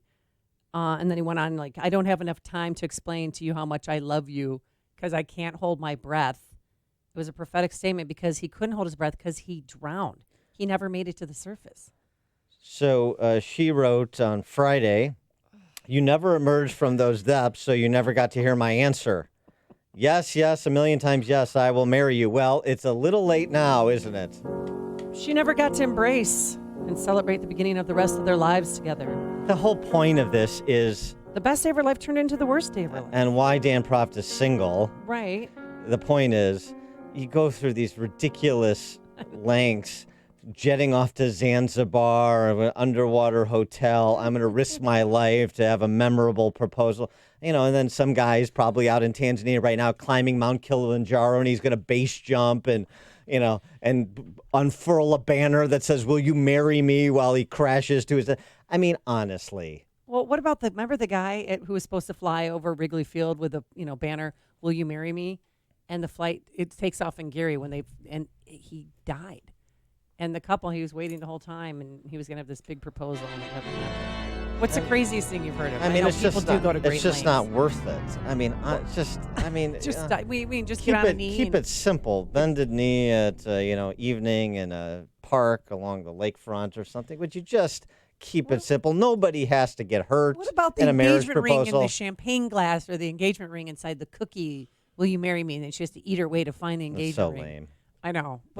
All of it is just like I literally get physically ill even hearing stories like that. Mike Scott, how did you propose? On bended knee to my wife in a driveway. There you see. Keep it simple. Simple. You know, the worst simple. thing. Yeah, the worst thing that happens. Of course she did. I'm a catch. What are you talking about? And then the worst thing that happens in situations like that, maybe he throws out his back. Yeah, or something. But it's you can recover. Poor guy. Coming up on Chicago's Morning Answer. 6-year-old arrested at grade school at 6:36. But now into the newsroom we go. Here is Mike Scott. 61 degrees. Trains on Metra's UP West line stopped in both directions this morning after a person was struck near Glen Ellen. Jim Telemonti will have complete details in just a moment. Speaker Nancy Pelosi promising to get tough, she says, if acting director of national intelligence doesn't come forward with a whistleblower complaint concerning President Trump to Congress. Meantime, Secretary of State Mike Pompeo says it would be inappropriate to release a transcript of President Trump's phone call with the president of Ukraine. We don't release transcripts very often. It's the rare case. Meantime, the House Intelligence Committee chairman says impeachment could be the only solution if President Trump asked Ukraine for dirt on Joe Biden. That may be the only remedy that is co-equal to the evil that conduct represents. However, the cause of the whistleblower complaint is in dispute. During that call, the president reportedly asked Ukraine, according to the whistleblower complaint, to help with an investigation into Democrat presidential candidate Joe Biden's son. World's oldest travel firm is out of business. Thomas Cook Travel opened in 1841. It shut down after it couldn't get a financial aid package from lenders. More than 500,000 travelers are now stranded or out of luck. UAW strike against GM begins its second week today. 2 firefighters are recovering after battling a blaze on Chicago's north side. No one is in custody after a man was shot and killed during an attempted carjacking. It's being investigated on Chicago's northwest side. Morehouse College graduates got a weekend surprise.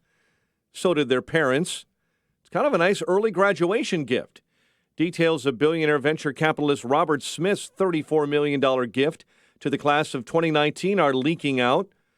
He's apparently paying off all of the student loan debt for the 400 graduates of the historically black college, as well as loans parents took out to send their children to college. Cubs were taken down by the Cardinals 3-2 at Wrigley Field. Tigers double up the White Sox 6-3. Here's a bright spot. Eloy Jimenez clubbing home run number 30 for Chicago. Bears do battle with the Redskins tonight in D.C. The News is a service of Farmers Insurance. At Farmers Insurance, they know the difference between a car hitting your bumper and a clown car hitting your bumper, because at Farmers, they've seen it and covered it. Talk to Farmers. 6:34, a check of traffic and weather on the way next on AM 560. Mike Gallagher says the president just keeps delivering. One would think minorities of all kinds would be loving the jobs numbers. I mean, this so-called racist president just keeps delivering economic gains for black Americans, for Asians, for women. A whopping 6.3 million jobs have been created during the Trump administration. Now, does that count for anything? The Mike Gallagher Show. Weekdays at 9, right before Dennis Prager at 11 on AM 560. The Answer. You hear that? The slopes are calling. Adjust your altitude at the 2019 Windy City Ski and Snowboard Show, the Midwest premier show, September 27th through the 29th at the Schaumburg Convention Center.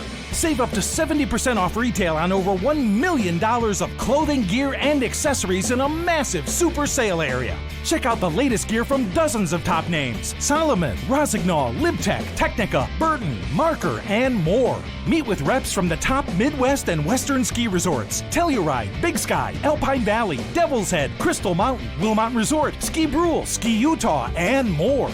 Kids 12 and under are free, plus free parking. Buy tickets online and get all the details at WindyCitySkiAndSnowboardShow.com. Paid admission includes a free lift ticket, plus 2-for-1 lift ticket offers. Restrictions apply. See website for details. September 27th through the 29th at the Schaumburg Convention Center. It's the Midwest's biggest winter party, the Windy City Ski and Snowboard Show.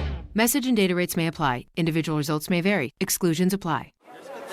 But hey, I'm buying a huge flat screen TV so I can finally see it without my glasses. Why not just get LASIK at the LASIK Vision Institute? That's what I'm doing. My glasses and contacts are a pain. I'd love to finally get rid of these, but who can afford LASIK? You can. Because the LASIK Vision Institute is offering dramatically low prices and an absolutely free consultation. Just text TRY to 350-350.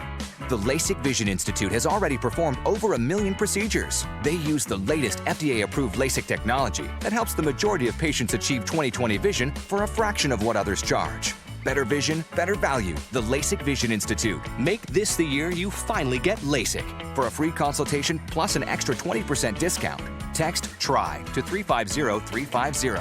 You'll see for free if LASIK is right for you. That's TRY to 350-350.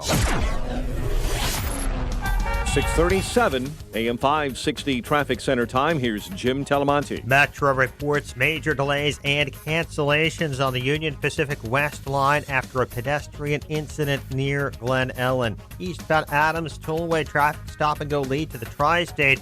The exit to westbound 190 is closed with the crash.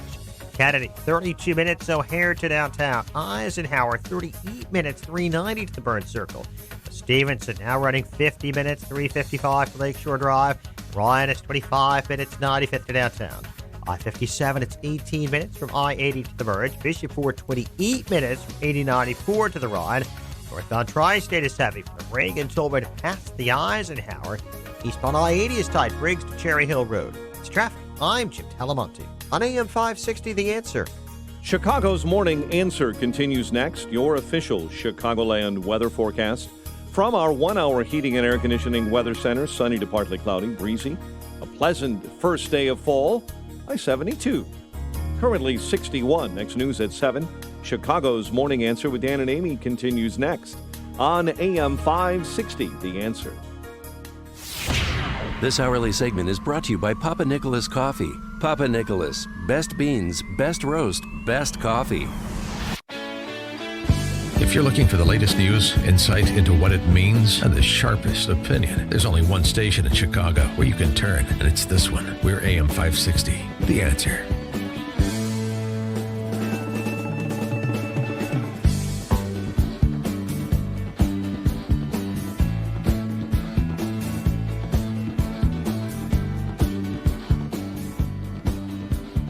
Good morning, Dan and Amy. Story about school discipline. We've addressed this issue before, particularly in spectacular failures like Parkland. But is the pendulum swinging too far back the other way? I asked this question in the context of a story out of Orlando, Florida, where 6-year-old Kaya, a first grader at Lucius and Emma Nixon Elementary Charter School, was home of the Hornets, yeah. Sure, exactly. You know all I'm the sure. Florida grade Right. school nicknames. She was arrested. For what? Arrested, fingerprinted, mugshot, 6-year-old first grader. Kaya Roll is like most little girls. She loves pink and has a cheery outlook on life. But can't play the piano. But after what her grandmother says happened on Thursday, the bubbly 6-year-old has little room to focus on school after she got a call from a school resource officer saying Kaya was arrested. They say, what do you mean she was arrested? Say there was an incident and she kicked somebody and she's being charged and she's on her way. Marilyn Kirkland says her granddaughter's journey to the Juvenile Detention Center by Orlando police officers began at Lucius and Emma Dixon Academy Charter School. She's arrested and she has a charge. She's charged with battery. The disorienting chaos, too much for Kirkland to process. She has a medical condition that we're working on getting resolved. So he says, what medical condition? So I said, she has a sleep disorder, sleep apnea. He says, well, I have sleep apnea and I don't behave like that. The first grader handcuffed and carted off, where the grandmother says she was fingerprinted and even had a mugshot taken. No 6-year-old child should be able to tell somebody that they had handcuffs on them and they were riding in the back of a police car and taken to a juvenile detention center to be fingerprinted, mugshot. Kaya equally as upset. Don't cry. No, I'm good. But happy to be home. I felt sad that my grandma was sad. And I really missed her. 312-642-5600, turnkey.pro answer line, 64636DA, turnkey.pro text line. I'm all for school discipline, but a 6-year-old girl kicks somebody, and that's a criminal justice matter. That is arrest and processing for battery. What do you think? A little bit overzealous teachers there and principal. I mean, don't they have a de-escalation room where they could, where they can calm her down and talk to her? But getting her arrested and please don't tell me she was handcuffed, but the fact that she was fingerprinted and even put through that process, now they're just traumatizing her even more for what happened. Yeah, you know what this case is? This is another example where sort of human judgment is taken out of the equation. The resource officer, I have sleep apnea and I don't behave like that. You're not 6 years old, you goofball. What are you talking about? No human judgment. Here we have policies and procedures, and so we're not allowed to think. This cuts in both directions, which is why this case is so interesting. So it certainly cuts in the direction of leniency. The whole the whole move under the Obama administration, remember, per the directive that was promulgated in January of 2014, to pursue more lenient school discipline policies. The suggestion that we had a problem with racism at the K through 12 level, and that explained the discrepancies in punishment for black students versus white students. Well, that was addressed in 2014. Indiana University Professor Russell Skibba did a look at it, as did researchers at Arkansas and North Carolina. And what they found was student race ceased to be a statistically significant factor once you looked at differences in policy between schools or reasonable disciplinary differentiation in handling first-time or repeat offenders.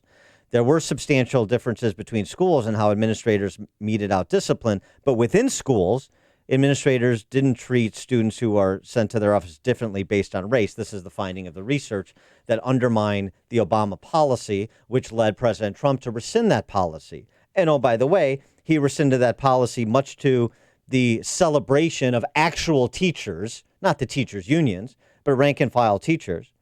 Thomas Fordham Institute teacher survey on discipline, because of high-profile cases like Edina, Minnesota, where the leniency was leading to teachers to be brutalized by students, and there's nothing anybody deemed fit to do about it. 80% of teachers, this Fordham Institute study, 80% of teachers believe suspensions are useful to send a signal to students' parents about serious misbehavior. Around 85% believe that temporarily removing disruptive students helps well-behaved students learn. And by the way, there's no real difference in terms of the attitudes of teachers white versus black teachers. They all see value in what I just described, according to this Fordham Institute survey. So it's worth noting here that the school to prison pipeline proponents of leniency and suggesting that adults should essentially abdicate their moral authority and their ability to control their classrooms, that is completely debunked, both in terms of the charges as well as in terms of the efficacy. But now you go all the way to the other side, something like this at this charter school. It's like one of these zero tolerance policies, and you suspend a kid who uses his index finger and his thumb to make a gun. Right. This is where adults have to intervene and say, we need to talk to Kaya, say you can't kick people, you need to respect other people, keep your hands to yourself, all those basic things. Arresting and processing her as a violent criminal, that's insane. Insane. And we're learning this morning that Florida police officer has been suspended. Well, he should be fired from his job. They should book him and take a mugshot of him and fingerprint him. Lewis in Dayton, Texas, you're on Chicago's Morning Answer. Good morning, Dan. Good morning, Amy.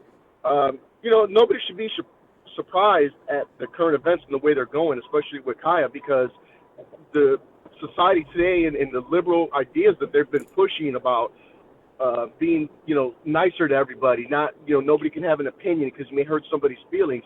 This is going to be the new norm. All those things have been building up, and this is what it's going to be. It's going to continue to be like this because of their ideas, and the people are outraged now, but a lot of the people that are outraged are the ones that are voting for these people that have these ideas, are encouraging these type of things. But when it happens to them or their race or their color or their party, they take offense to it. Thanks for the call, Lewis. And how does Grandma not get a call from the school? Right. That's what I was going to say. How does she not get a call? She's in charge of that girl, not the school. And so now going all the way the other way, this is in real time. We mentioned this before in the show. Gavin Newsom, that creepy governor of California, he signed a law which permanently prohibits willful defiance suspensions in grades 4 to 5, in contravention of the evidence, in contravention of teachers' wishes and teachers' beliefs about the importance of suspension as an appropriate punishment in certain circumstances. It also bans suspensions in grades 6 through 8 for 5 years. What? So that's going completely the other way. So here we go. Detention is the only way to learn. I'm sure everyone's gotten a detention. It's changed their life. And suspension. This is banning suspensions. But yes, the whole point, teachers in charge of their classrooms, parents in charge of their kids, the two individuals and groups work together for the development of children. Is that so complicated? David in McCook. Good morning, guys. My question is, whatever happened to common sense? School administrators, politicians, they may all have college degrees and they're way smarter than I am, but they have zero common sense. Oh, I know. Trust me. Thanks for the call, David. I know firsthand there's no common sense. And you have to lead them to do the right thing. Well, because a lot of people, resource officers, and they're not all there. Yeah, but here's the other. They're trained to say, here's the protocol. Don't think, just follow orders. Yep. Don't think, just follow the strictures. And if there's a fact pattern that doesn't fit with all of the protocols that we've conceived, then just force it into those protocols. Just to be safe. Err on the side of whatever. Err on the side of being draconian or being completely lenient to the point of reckless disregard for other people's safety, as in Parkland. There's no in between. Because I'm just looking at this manual I got. I'm just following this memo I received. Well, I just got a text message, or the show did. Please don't scapegoat the cops or that police officer. He probably is just enforcing the silly policy of the school. Yeah, no. This is my exact point. No. Somebody has to have firing synapses. First of all, I don't know how the grandmother's not called before this goes down. Number one. Number two, first offense. Somebody has to, work this through and say. Well, the Orlando police chief said, we have a policy that addresses the arrest of a minor, and our initial findings show that the policy was not followed. As a grandparent of 3 children, this is very concerning to me. Okay. So that's why this police officer's been suspended. Yeah. But Well, so I don't know what him. what the policies and procedures are down there. They have not been disclosed to this point. They reference them, and then people can argue whether or not they were complied with or not. The bottom line is the outcome is absurd. So if you have policies and procedures that are producing absurd outcomes, then you need to re-examine your policies and procedures and or empower adults to make adult decisions. Jim on the north side, you're on Chicago's Morning Answer. Good morning. You're missing a lot of history here. You don't know what happened previous to this, what this history is with this kid. You can sometimes deal with children that are out of control, that maybe this kid doesn't belong in that particular educational environment. If they have problems, emotional or whatever, we all don't know that at this point. Maybe the grandmother was not responsive to previous attempts to try to deal with this child. Yeah, I don't think so, Jim. Nice try. Sleep apnea? I don't think so. 6-year-old girl? I think you've seen too many Omen movies. This doesn't sound like what was the offense? She kicked somebody? You want 6-year-olds charged with battery for kicking somebody, for not, respecting other people. Because that doesn't happen with 6-year-olds, with first graders. Are you kidding? With kids out in the playground and somebody tackles somebody too hard when they're throwing the football around. Call the cops. Yep, got to get arrested for assault and battery. Insane. Stop rationalizing absurd outcomes. Randy in Lake Geneva. Yeah, I know an assistant principal up in Lake County, and I asked him one day what they do with the children that don't perform in grade school, from, 7th, 8th, whatever. And he says, we just pass them every year, and then when they get into high school, they just flunk out. Okay, thanks for the call. I mean, yeah, social promotion is a whole other problem. Yes, okay. Different topic for a different day. Philip in Blue Island. Well, Dan, I'm thanking you this morning.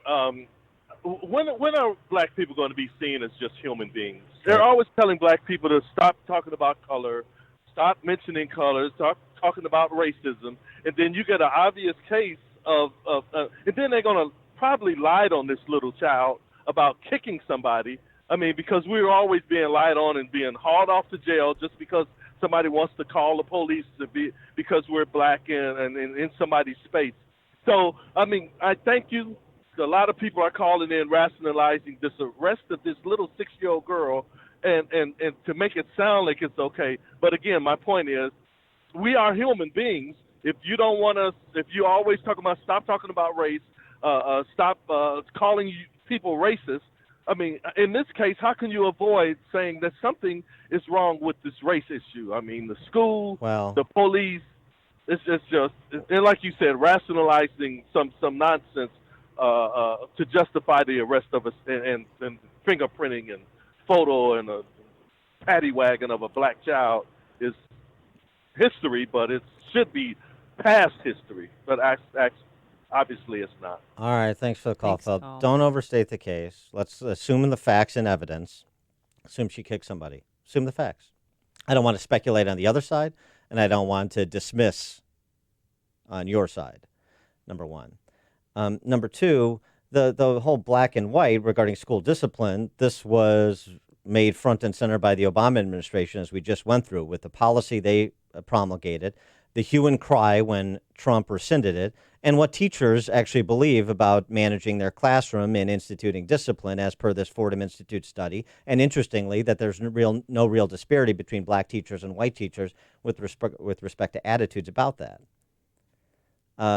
So yeah, I don't. And by the way, there's no indication that this is racial in any way.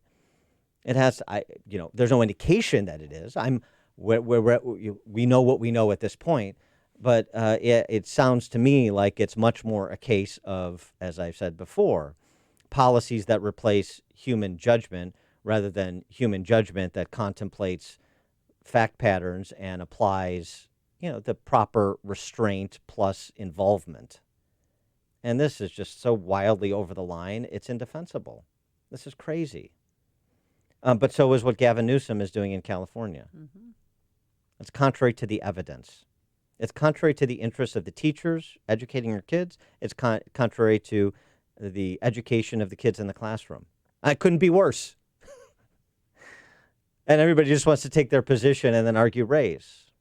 When, again, the research from academics in Indiana, Arkansas, North Carolina, higher ed, says, once you control for the discipline meted out in the individual schools that vary from school to school, the racial disparities essentially disappear.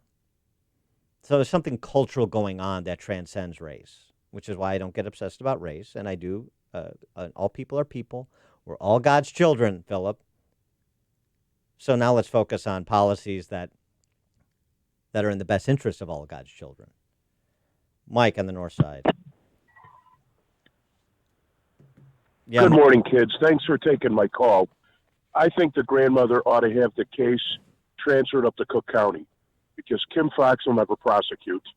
She can then sue the school district for a big settlement. She can have the child declared a children business enterprise and get part of the parking meter contract down there.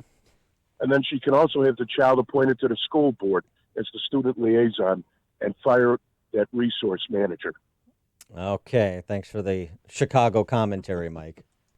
Hear about the big stories of the day, then talk about them right here on Chicago's Morning Answer on AM 560. The Answer. The Lou Dobbs Financial Report is brought to you by Signature Bank, helping local businesses succeed. Visit signaturebank.bank for your commercial banking needs. I'm Keith Peters in for Lou Dobbs. Optimism fades for China trade breakthrough.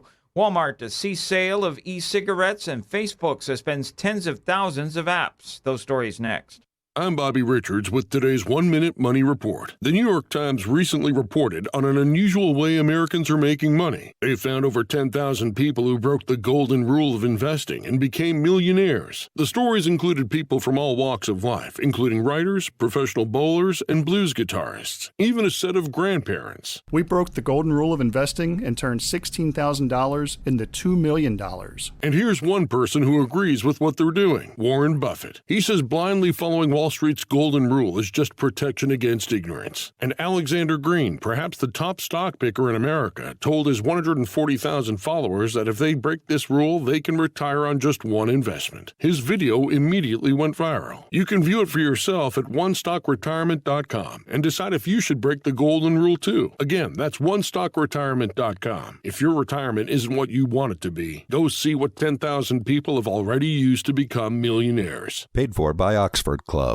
This was the week that agricultural officials from China were due to visit U.S. farms in an effort to seek a trade breakthrough. But late last week, the Chinese delegation called off its trip, dashing hopes for any early resolution of the trade war between the two nations. The nation's largest retailer, Walmart, has struck a new blow against the e-cigarette business. Walmart says it will stop selling the electronic alternatives to regular cigarettes after it sells out its current inventory. And Facebook says it has suspended tens of thousands of apps made by about 400 developers as part of its investigation following the Cambridge Analytica scandal.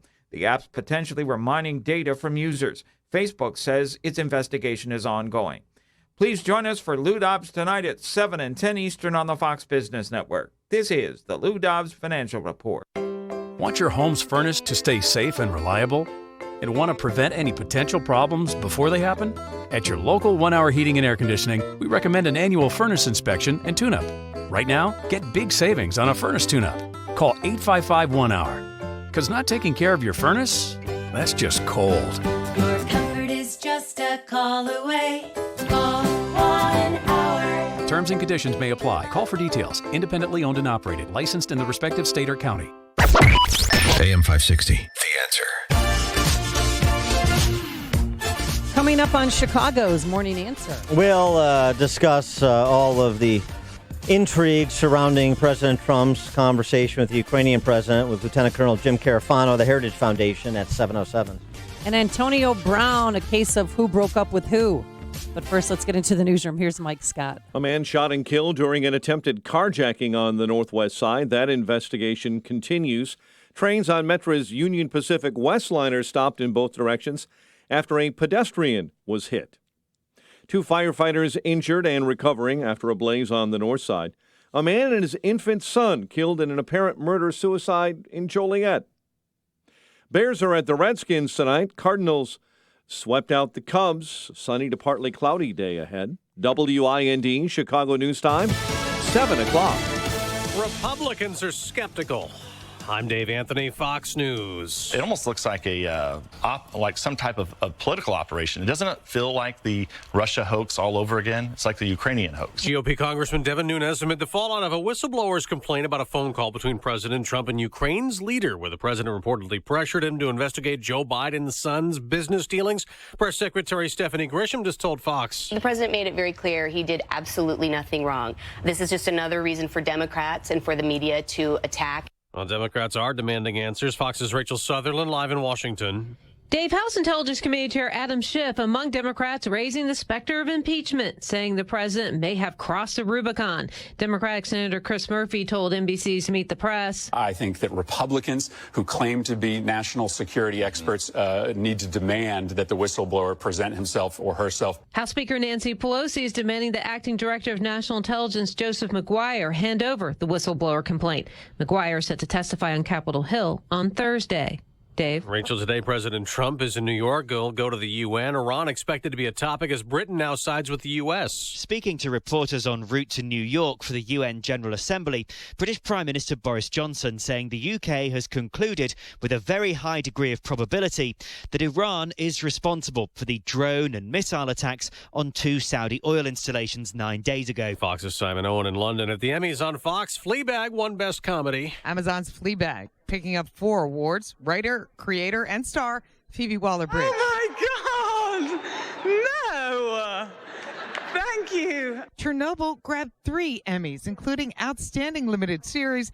Game of Thrones won Outstanding Drama, with Peter Dinklage getting the Supporting Actor trophy. Fox's Michelle Polino backstage at the Emmys. America's listening to Fox News. Sunrise in Chicago, 7:02 on AM 560, The Answer.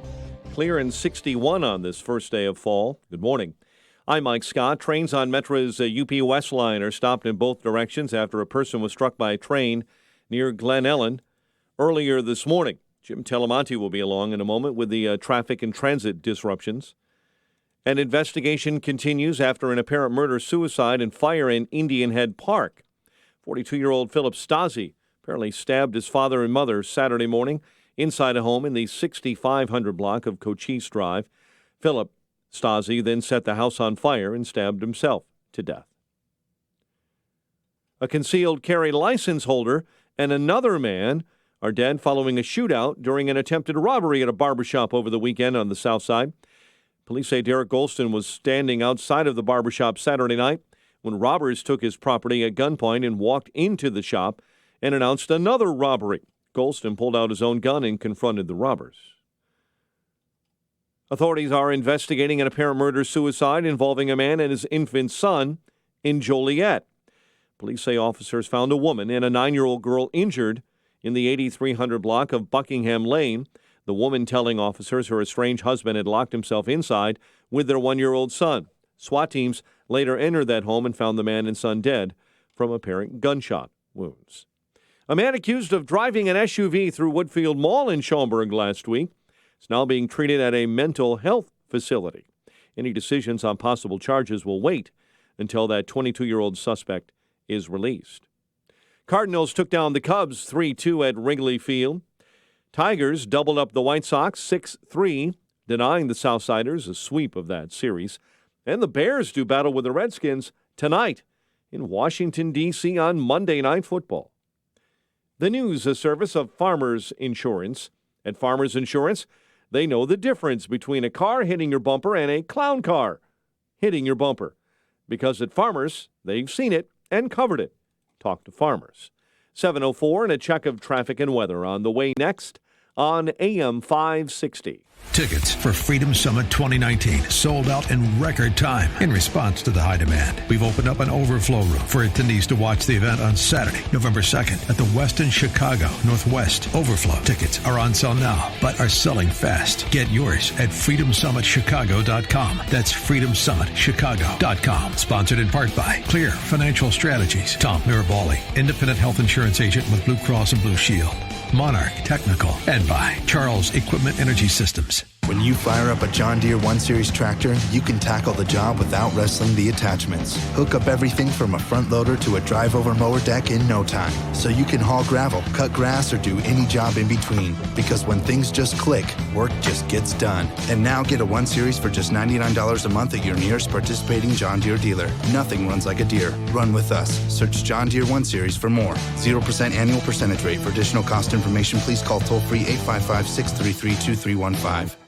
Dell has something extra for small businesses, up to 45% off during their semi-annual sale. It's a perfect time to update to Windows 10 with huge deals on business computers featuring Intel Core processors, plus free shipping on everything. Call Small Business Technology Advisors who can help you achieve your business goals affordably with low monthly payments on the right tech for you. Just call 877-BUY-DELL. That's 877-BUY-DELL, or visit Dell.com/business deals for semi-annual savings.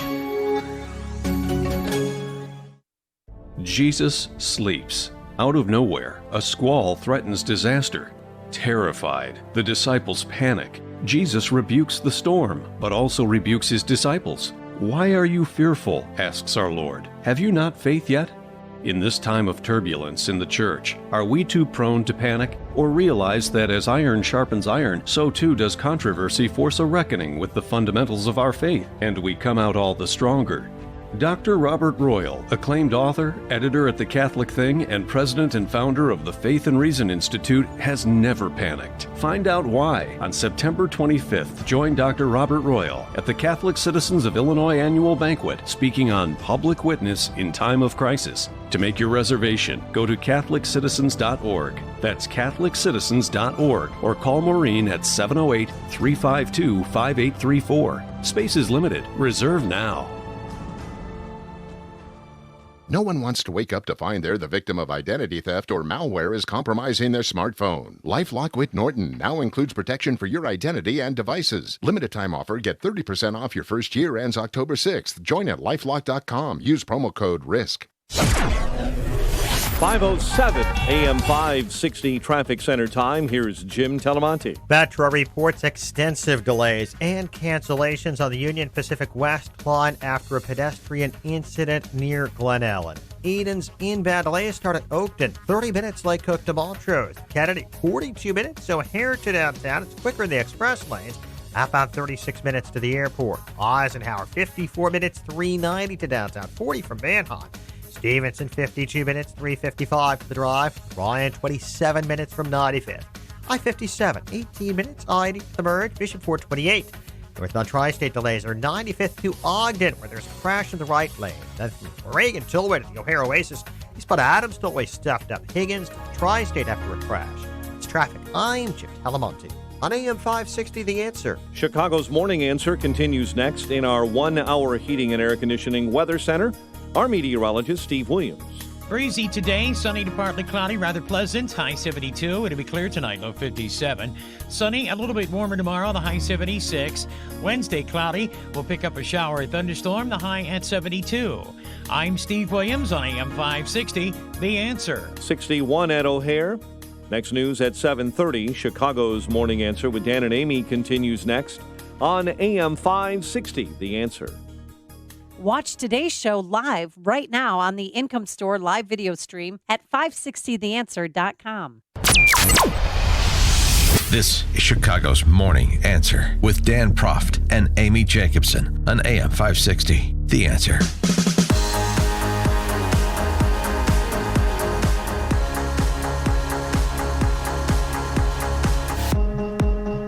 Top of the morning, Dan and Amy.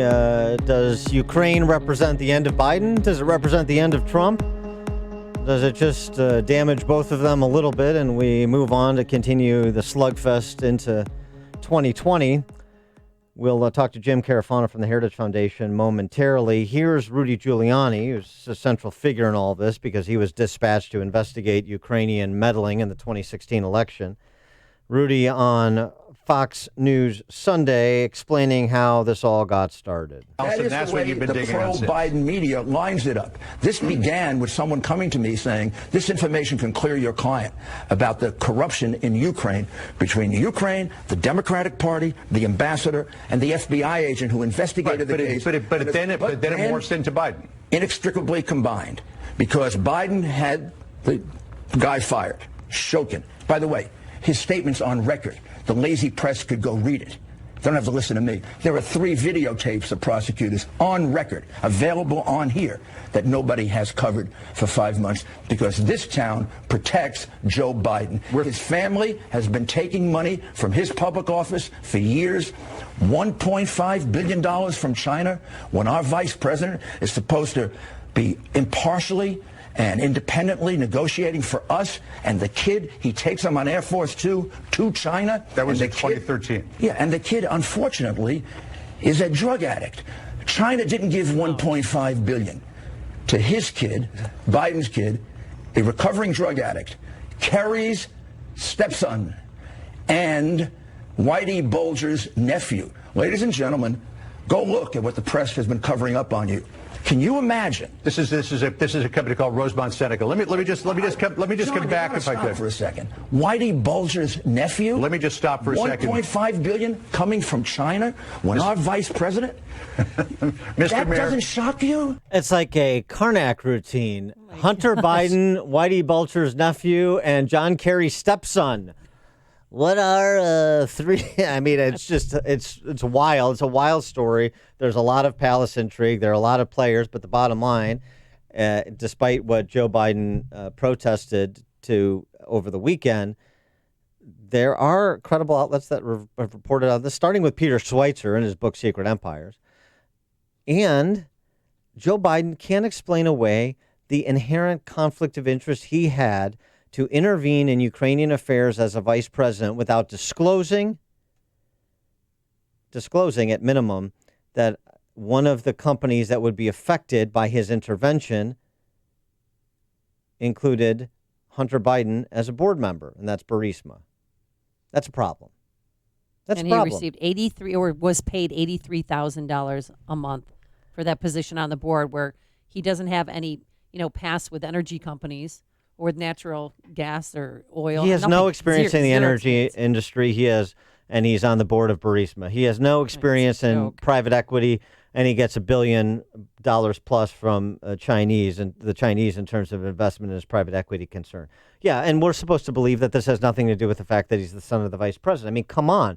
To the extent that they're comparing this to Hillary's emails, go ahead, Chris Coons, compare it to Hillary's emails, and we'll compare the financing that Hunter Biden got to the Hillary Foundation, and then we'll just go through this whole charade again that one has nothing to do with the other, that influence wasn't being purchased. The points to this specious story are simple and easy and repeated over and over and over again.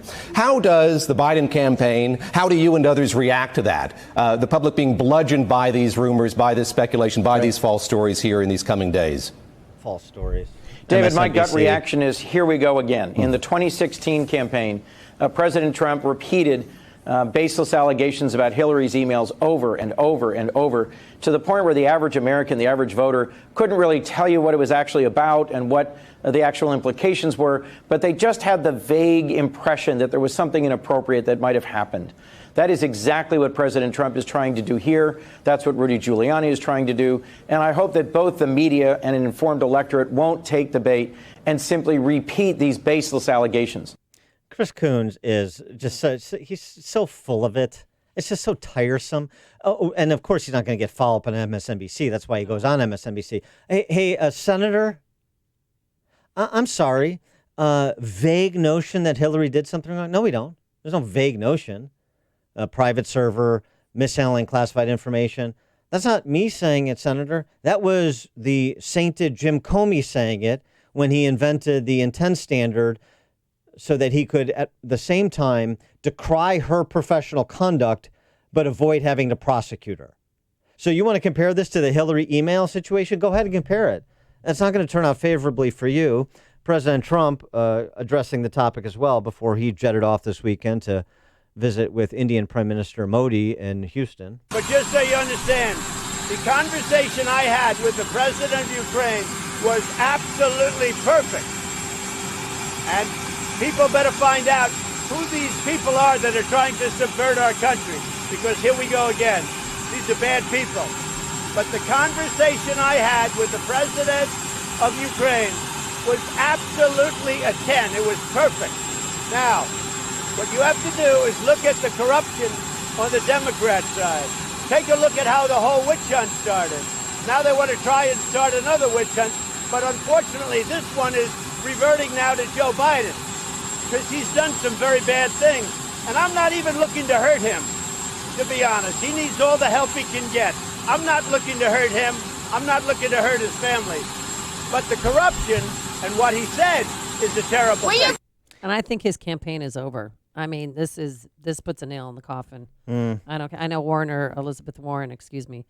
She's up right now in Iowa above him. But I think that once Democrats wake up, they're going to realize favoritism, political paybacks. That's what all this is about. Well, it'll be interesting to see. I don't trust him. It'll be interesting to see if they don't believe that he can win, that this will be 2016 redux, because you're going to have a lot of people. You just heard politicians over the weekend flacking for him, trying to turn this on Trump, invoking impeachment yet again on yet another issue. And so will Joe Biden have enough friends running enough interference for him to survive? It's a good question. Let's put that to Lieutenant Colonel Jim Carafano, Vice President of the Catherine and Shelby Cullum Davis Institute for International Studies at the Heritage Foundation, author of books including Wiki at War and Private Sector Public Wars. Jim, thanks for joining us. And hey, good to be with you. So was Trump's conversation with the Ukrainian president, Bo Derek, a perfect 10? I mean, how would I know? I mean, how would any of us know? I mean, nobody has seen the transcripts. I mean, there is information out there. I mean, you guys covered a lot of that information out there about what connections the Biden family may or may not have had in Ukraine and what engagement they would have. But in terms of the president, I mean, all we have is kind of people's talk. We don't have any real evidence. And, for me, I'm a foreign policy guy and a nonpartisan one at that. I mean, this is something that belongs in the Justice Department. So, well, President Trump I think we have a lot of opinions and not much else. Yeah. President Trump yesterday said he would give, transcripts of the conversation to a reliable source. Do you think he should, go down that driveway? Because then, if you give him an inch, they'll take a foot, and they'll want his conversations then with Putin and other world leaders. I think I agree with you on that. I mean, I think a president's conversations with foreign leaders is privileged, and releasing that seems to me to set a bad precedent. We do have a clear pattern here. I don't know the facts of this particular thing, but in terms of people creating crimes that the president never committed and then accusing him of these crimes without any evidence, clearly for a political purpose, and then when that just doesn't pan out, moving on to something else is, I mean, we have lots of precedent for that. So I think the White House should be cautious about these things. With respect to the whistleblower complaint that was filed, is filing with the IG for the intelligence community even appropriate? The president's not a member of the intelligence community.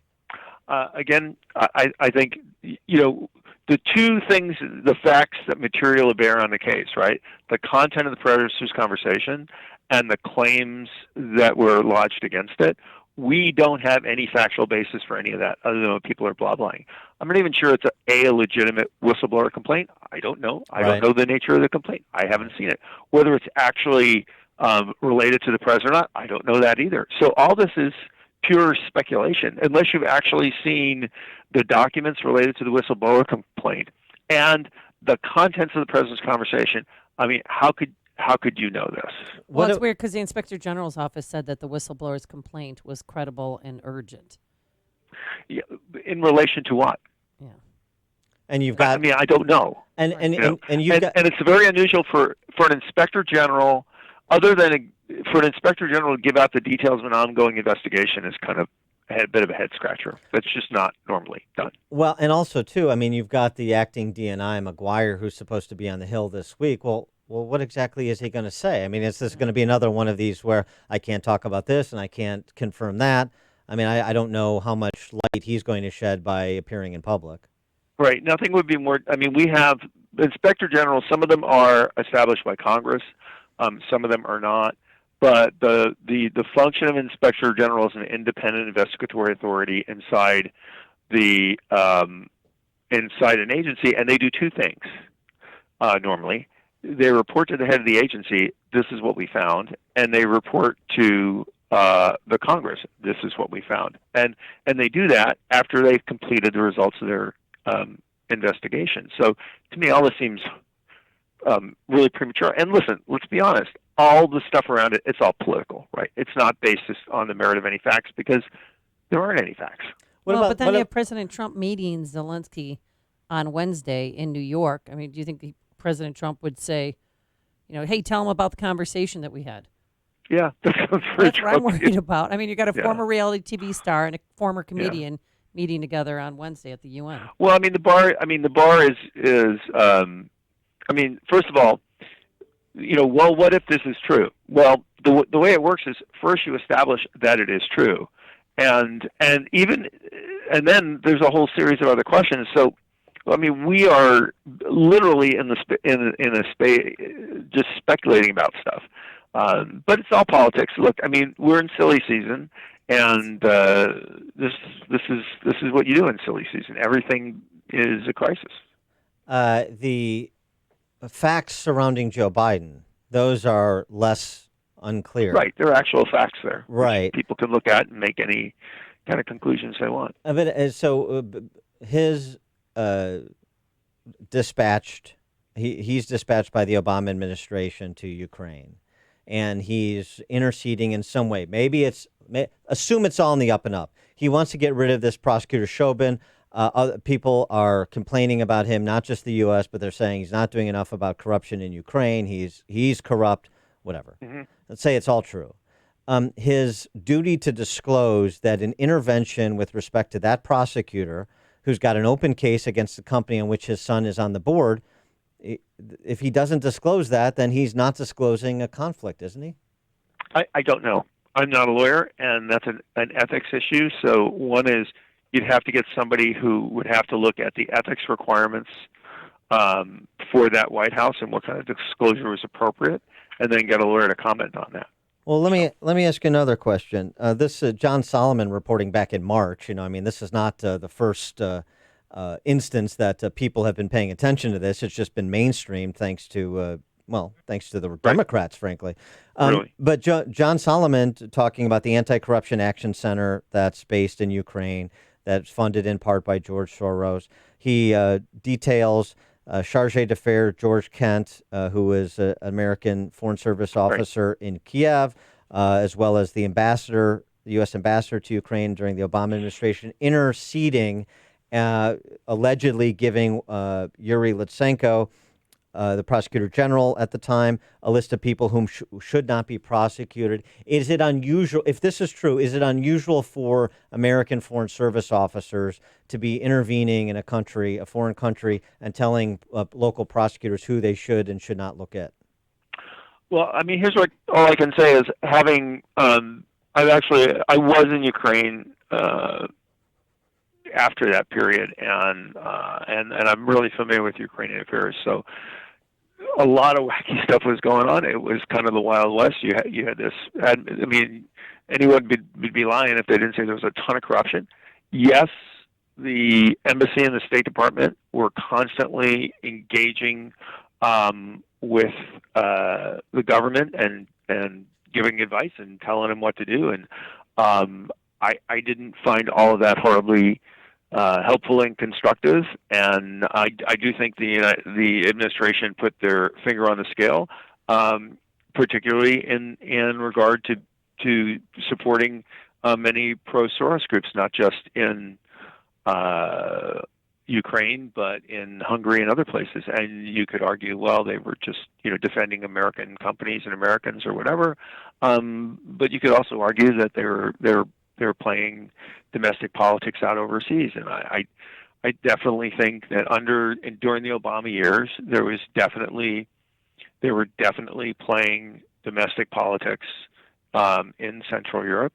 Whether that was, all legal or not, you'd have to get a lawyer and have somebody investigate it. But what you're suggesting is what Trump is being accused of. So Biden bragged about it. In 2018, he says, basically, I said to the Ukrainians, that prosecutor Shokin, either he goes or the U.S. is going to withhold $1 billion in loan guarantees. So they're accusing Trump of a quid pro quo. They have no idea what was discussed on that call, when Biden has conceded that he was part of a quid pro quo. Right. So here's the issue, which is the U.S. government, as lots of governments do, have put pressure on foreign governments in the past to achieve certain outcomes, including threatening to do stuff or withhold stuff. That's the nature of foreign policy. Unless it is violating a U.S. law, it's not a crime. If it's done in the national interest, you can do that in the national interest and commit a crime, like we had in Iran-Contra. But then, what if you're doing it not for the national interest, but for a political purpose? Is that a violation of the law? Again, I think you'd have to look at what law and what you can actually prove in a court of law. But yeah, did the Obama administration play politics overseas and want outcomes which suited their politics? I had lots of people tell me that was going on in Central Europe, and not just in Ukraine. I want to, before we let you go, I want to get your reaction to this other matter. Pompeo is taking flack for telling former Soviet republics not to provide for the repatriation of Uyghurs from China, this Muslim minority. There's online footage purporting to show hundreds of these Muslim minorities in China blindfolded, shackled as prisoners. And Pompeo doesn't want these other countries to give China cover, essentially. How do you assess that matter? No, I think that's exactly right. There is a major human rights violation going on in China, and the imprisonment of Uyghurs, the destruction of mosques. You laugh, right? You know how people went after Trump and saying he was anti-Muslim and everything else. Here you have the greatest perpetration of abuse of Muslims in modern times, and the Trump's critics are just blind to it. And the administration is one of the few countries around the world that's leading the campaign to protect the rights of these people. That is, I mean, we're just one step from. I mean, they're doing everything, but I mean, every abuse you could possibly imagine, other than just taking their life. It's just unbelievable, and the world's just kind of yawning. Lieutenant Colonel Jim Carafano, VP of the Catherine and Shelby Cullum Davis Institute for International Studies at the Heritage Foundation. Jim, thanks as always for joining us. Appreciate it. Hey, thanks for all the tough questions today, man. Yeah, nice. They're hard. No softballs here, man. All right, thanks Gotta again. do your homework. And he joined us on our turnkey.pro answer line. Listen to podcasts of Dan and Amy from the AM 560 mobile app. Download it today at 560theanswer.com/mobile. Policies issued by American General Life Insurance Company, Houston, Texas. Not available in all states. For details, visit AIGdirect.com. Do you have a family? Would you like to help make sure they'll be taken care of if anything were to happen to you? If you answered yes, you probably need life insurance. Now, do you think life insurance is expensive? If you answered yes to that too, you definitely need to give AIG Direct a call. We could find you a $250,000 policy for just $14 a month, which means you could save hundreds of dollars a year. Call us now for a free, no-obligation quote. 1-800-400-5008. Since 1995, we've helped millions of people find out if they could save up to 70% on their term life insurance. See how affordably we can help you protect your family. Call AIG Direct now for your free quote. 1-800-400-5008. You could save up to 70%. That's 1-800-400-5008. 1-800-400-5008. Hey, take control of your income and your future. I'm talking about Online Trading Academy. They are the leader in trading and investing education, with courses offered throughout Chicagoland, including East Peoria, Valparaiso, and Lombard. With Online Trading Academy, you can learn about ways to generate income and protect your retirement. Folks, don't let other people make money off of your retirement. Make it and keep it for yourself. I signed up to take a free class at the Lombard Academy, and I was very impressed by what I experienced. I learned a lot about the markets and how to trade. The instructor was incredibly knowledgeable, personal. He really took time to explain to us their patented trading strategy. After my experience, I really recommend that you give it a try. So sign up for a free introduction class, and you'll walk away with a new understanding of trading the markets. Seats go quickly, so call this number, 844-778-7132. That's 844-778-7132. Call to attend and get 2 free passes to their next class so you can see for yourself. You'll also be sent home with their Professional Insiders Kit. It's full of exclusive investing courses from some of the best lessons from the pros. Again, seats go quickly, so call 844-778-7132. That's 844-778-7132. Or visit them online at otaclass.com. That's otaclass.com. AM 560, The Answer. Coming up on Chicago's Morning Answer. Well, this is interesting. A member of the Chicago Press Corps, not named Cass or McQuarrie, takes out after Mike Madigan and unfunded pensions in Illinois. You'll hear from Fox Chicago's general manager at 7:37. Wow, it only took a few decades for him to wake up. Sure. Wow, they're finally coming to the party. And later, an animal story that almost had a deadly ending. We'll explain. But first, into the newsroom we go. Here is Mike Scott. Brilliant sunshine, blue skies on this first day of fall. 59 degrees, 7:30. Trains on Metra's UP West Line are beginning to move in both directions after a person was struck, a pedestrian, near Glen Ellen early this morning.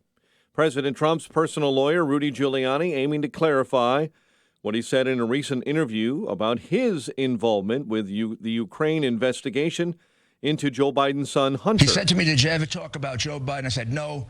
Then I said, I did say that you should investigate Joe Biden, Hunter Biden. The no was obviously wrong. I corrected it immediately. Appearing on Fox News Sunday. Meantime, the chairman of the House Intelligence Committee says impeachment could be a solution if President Trump asked Ukraine for dirt on Biden. That may be the only remedy that is co-equal to the evil that conduct represents. However, Adam Schiff told CNN State of the Union he is very reluctant to push for impeachment.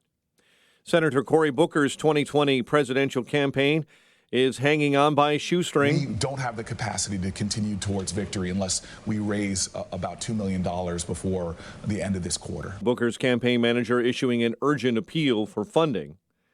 More than 500,000 people are stranded after the world's oldest travel firm collapsed. British Transport Secretary Grant Shapps says Thomas Cook was not a strategic part of the British economy. It's really a sustainable company, putting aside the fact that governments don't usually invest in travel companies. It's not a strategic part of the economy. So very high likelihood, I fear, that the taxpayer would have lost that money. We'd be exactly the same position we're in today. About 600,000 customers are stuck in hotels, resorts, and other accommodations as the company's planes are no longer flying. A number of states and health groups, including Planned Parenthood, will be in court today. They're trying to block a new Trump administration rule on abortion for federally funding for abortion funding for federally funded family planning providers. 2 firefighters are recovering this morning after battling a blaze on Chicago's north side. The cause of that fire in the 5100 block of North Lincoln Avenue has not been released. Chicago Police Department mourning again after a retired officer took his own life on the south side. James Crawford was found dead with a gunshot wound to the head Saturday night at his home in the 8300 block of South Wabash Avenue. And Illinois lawmakers will consider legislation this fall that would outlaw flavored vaping products and ban e-cigarette use in indoor public spaces. Cardinals down the Cubs, 3-2 at Wrigley Field. Tigers smack 4 home runs. They double up the White Sox 6-3 in Detroit, denying the Sox a sweep of that weekend set. The Bears do battle with the Redskins tonight in D.C. on Monday Night Football. The news is a service of Farmers Insurance. At Farmers Insurance, they know the difference between a car hitting your bumper and a clown car hitting your bumper because at Farmers, they've seen it and covered it. Talk to Farmers. 7:34 And a check of traffic and weather on the way next on AM 560. Tickets for Freedom Summit 2019 sold out in record time in response to the high demand. We've opened up an overflow room for attendees to watch the event on Saturday, November 2nd at the Westin Chicago Northwest. Overflow tickets are on sale now, but are selling fast. Get yours at freedomsummitchicago.com. That's freedomsummitchicago.com. Sponsored in part by Chicago Anesthesia Pain Specialists, PJN Tax Solutions, the Illinois Family Institute, Income Store, and by Best Dental Group of Bartlett. Hi, this is Amy Jacobson, and just because summer is over doesn't mean it's too late to paint your home. Fall is a great time to check painting off your to-do list. By now, I think I've had my entire home painted by CertaPro painters. They really are the best. You know, CertaPro painters make painting this fall easy and quick. They have more availability, which means you can have your home professionally painted much faster. Cooler weather is arriving, so it is time to think about protecting your home from the elements once again. Have CertaPro painters paint the exterior of your home as well. And with kids going back to school and the family moving back indoors, get excited about cozy nights with a new look from CertaPro painters. Don't put it off. It's time to hire CertaPro painters, your residential and commercial painting experts. Schedule a free estimate online at CertaPro.com. That's Certa with a C. Or call 800-GO-CERTA. Each CertaPro painter's business is independently owned and operated. CertaPro painters, we do painting, you do life. I'm Chuck McDowell, CEO of Wesley Financial Group and timeshare cancellation advocate. I was sued by the largest timeshare company in federal court for simply helping people cancel their timeshare that they had been lied to about. The jury sized me up and came back with a verdict after only 20 minutes. And yes, I won. My husband and I are more than grateful to everyone at Wesley Financial Group. You know, thanks to Chuck and his team, we feel as though a weight has been lifted and we can move on without the worry of a troublesome timeshare. Whether you owe $10,000 to $250,000 on your timeshare, it's my mission to get you out of your timeshare, eliminate your payments, and get them off your back permanently. And we proudly hold an A+ rating with the Better Business Bureau. Want to learn more about getting rid of your troublesome timeshare? Call Wesley Financial Group now for your free consultation. Call 800-691-9999. That's 800-691-9999. 800-691-9999. Blue Emu supports healthy muscles and joints. Blue Emu works fast and you won't stink. 7:36 AM 560 traffic center time. Here's Jim Talamonte. Metra's Union Pacific West line has major delays after a pedestrian incident near Glen Ellen this morning. See a jam on the northbound tri-state from 87th to Ogden after a crash. Then from the Reagan Tollway to the O'Hare Oasis.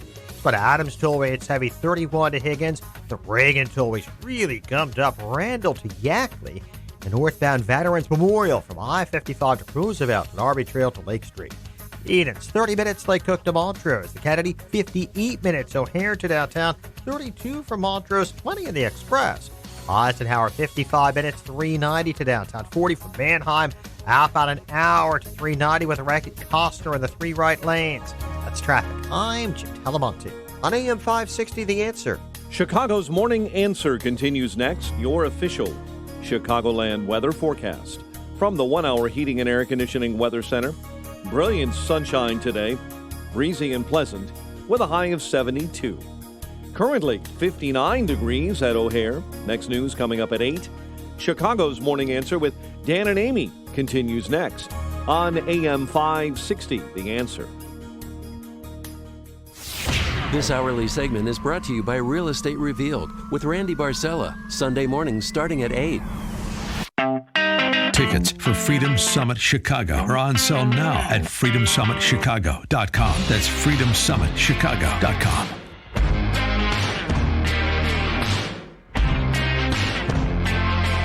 Top of the morning, Dan and Amy. Dennis Welsh is the Vice President and General Manager of Fox News Chicago. Now, again, Fox Chicago. It's my Fox Chicago. Whatever. It's my friend Mike Flannery's there. He does a great job as a political editor. But and I love the news director, Matt Piasante. Okay. But Fox Local has nothing to do with Fox National, right. So don't think it's like center right because it's not. But a lot of people think that they are. Well, that's why I mentioned it. I know. Yeah, and so this is not necessarily coming from a conservative reform perspective. The commentaries you hear, the reporters that you see, they're certainly not, generally speaking. Dennis Welsh, vice president and general manager of the station, though, offered this recent commentary on unfunded pension liabilities, which are gobbling up all of Illinois' tax dollars and destroying home values and forcing people from the state. And nobody in power seems particularly distressed by this. Governor Jellybelly doesn't. Lori the Lightfoot doesn't. Obviously, Mike Madigan and John Cullerton, who've only been in the General Assembly for nary, 80 years combined plus. Even, frankly, Republicans, Brady and Durkin, who've been in the General Assembly for 45 years combined plus. Nobody in power seems particularly animated to do anything about this. But Dennis Welsh is realizing that this is going very badly, and it's about to get a lot worse if something isn't done. Taxes in Chicago and suburban towns are going up again unless Illinois legislators address pension reform immediately. Sadly, Illinois pension reform has been put on the back burner by House Speaker Mike Madigan for the past 30 years in exchange for government unions backing to keep him in power. This anti-taxpayer scheme has us paying the country's highest property taxes while the political elite and government unions enjoy the most lucrative pay, benefits, and pensions in all of America. To feed the combined $250 billion unfunded pension beast, our already highest in the nation property taxes, sales tax, and gas tax must all be pushed higher and higher, plus now a proposed state income tax increase. It is no surprise more people are leaving Illinois than any other state. It seems like nothing will ever change, but unlike before, home values are now collapsing in Chicago and Illinois due to the unsustainable property taxes we all pay. In June, Chicagoland home sales plunged by double digits, the 12th straight month of decline and 5 times below the national average. Now homeowners fear our already unbearable property taxes will go up even further, which has Chicago area homebuyers sitting on the sidelines and not buying. According to a recent Realtor.com report, the Chicago market is now the second worst place to own a home in America. Look no further than Iron Mike Madigan.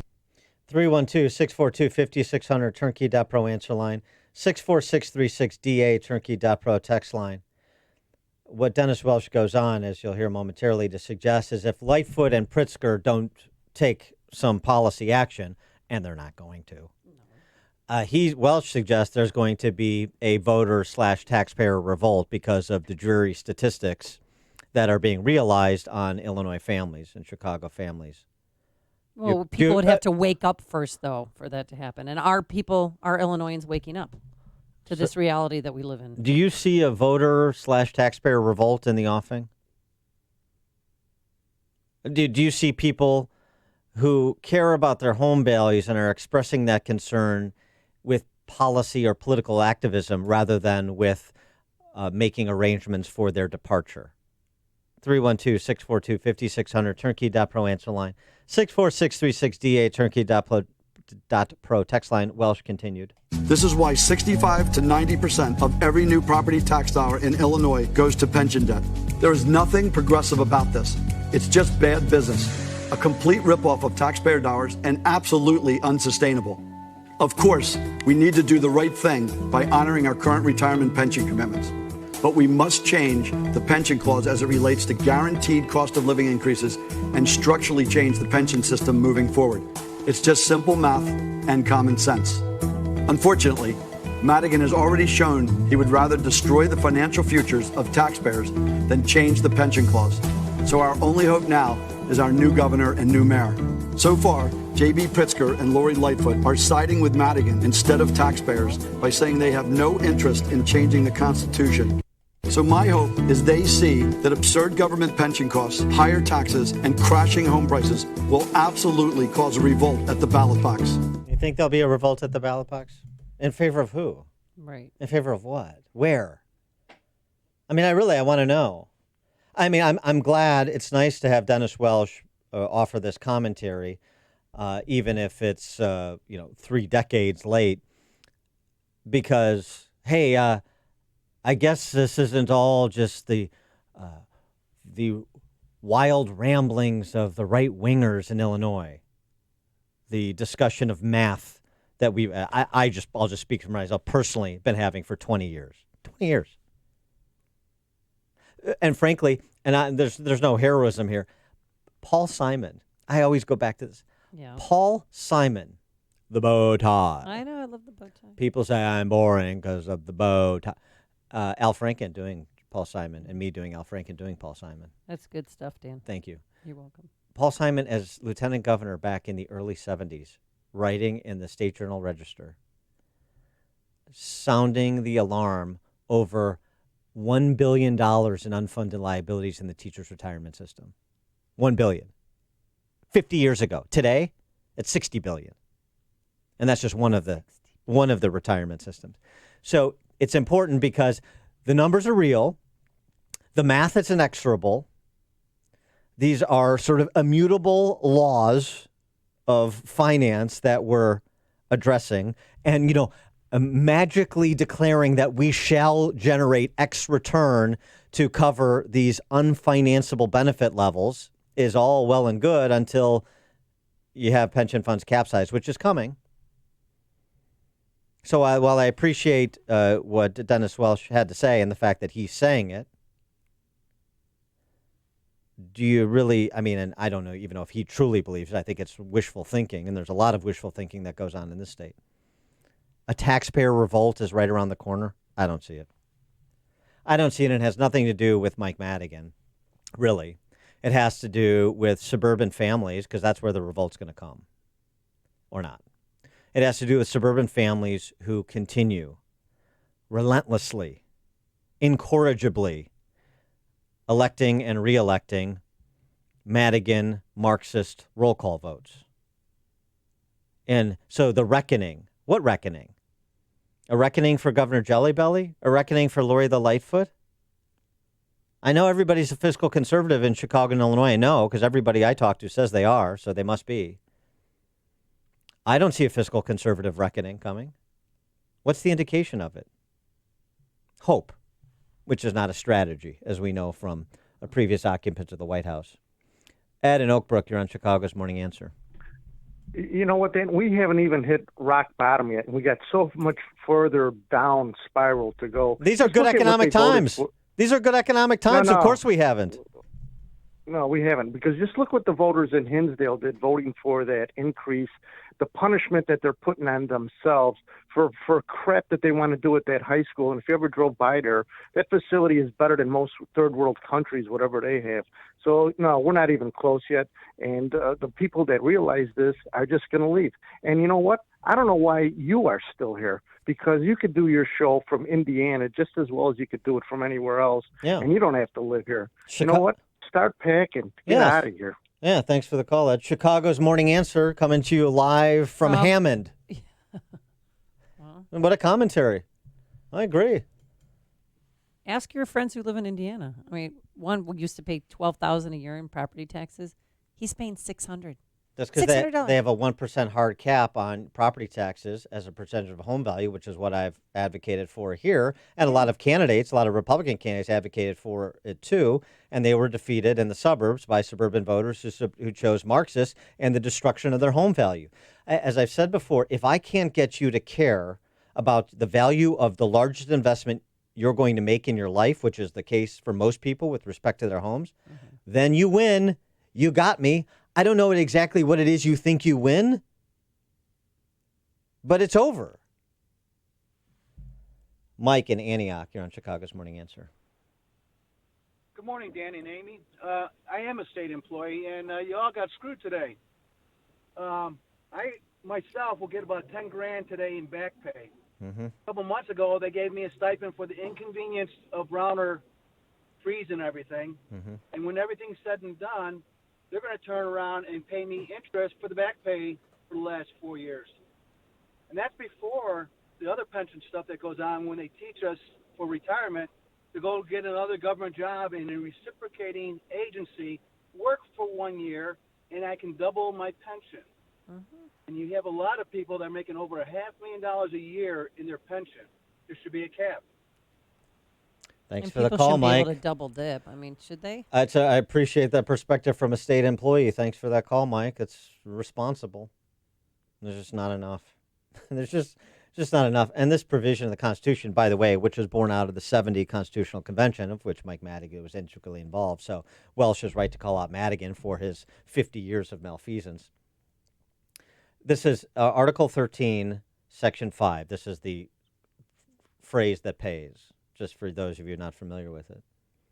Membership in any pension or retirement system of the state, any unit of local government or school district, or any agency or instrumentality thereof, shall be an enforceable contractual relationship, and here it is, the benefits of which shall not be diminished or impaired. That has been interpreted, including by our illustrious state Supreme Court, to be that in state and local government in Illinois, all you can do is get raises and benefit enhancements. So just understand that for those of you listening who work in the private sector. No matter what happens, we're only allowed to give raises and benefit enhancements. You understand how warped that thinking is? I hope you do. And so now do you understand why we are all indentured servants to those who choose to stay in Illinois, to the public sector unions? This is what Dennis Welsh is talking about when he's talking about 65 to 90 cents of every property tax dollar going to pensions. We are all spare parts to finance the blank checks politicians have conferred to public sector unions. That's Illinois, in summation.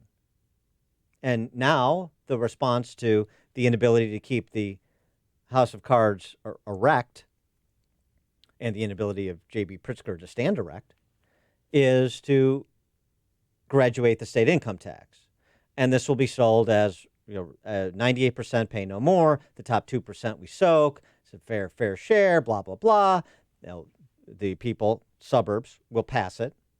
This will pass only when if the suburbs support it, and they will, as they've demonstrated with who they've put into legislative offices.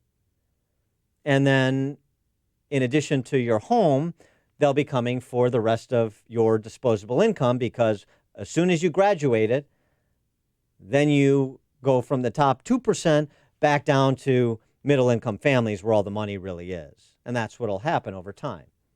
Property tax relief, no, because everybody buys our local school district should get a blank check too. Everybody gets a blank check. And you get bills in the mail. And if they liquidate your house, so be it. And if they eliminate your job because businesses don't want to be here or stay here, so be it. Anything and everything to serve the public sector unions and the almighty city of Chicago and state of Illinois.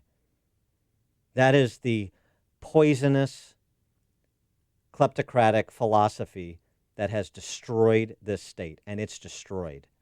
And if you don't think so, if you're still in the business of self-delusion,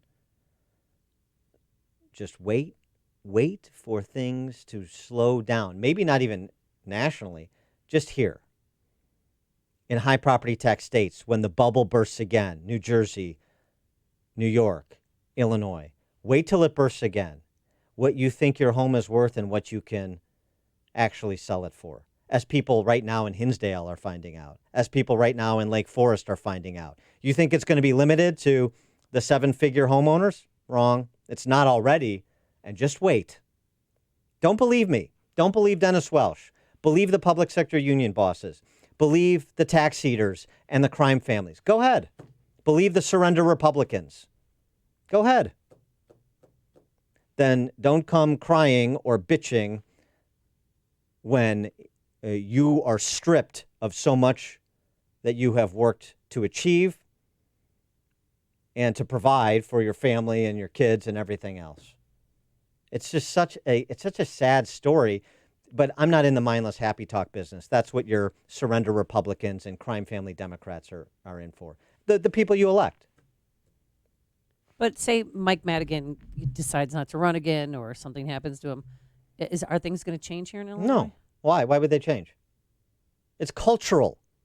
Yes, Mike Madigan is the individual who is most closely the proximate cause of this because he's in power. And so what do you think? The Marxists behind him that would come to power with the supermajority in the House? You think they'd be any better?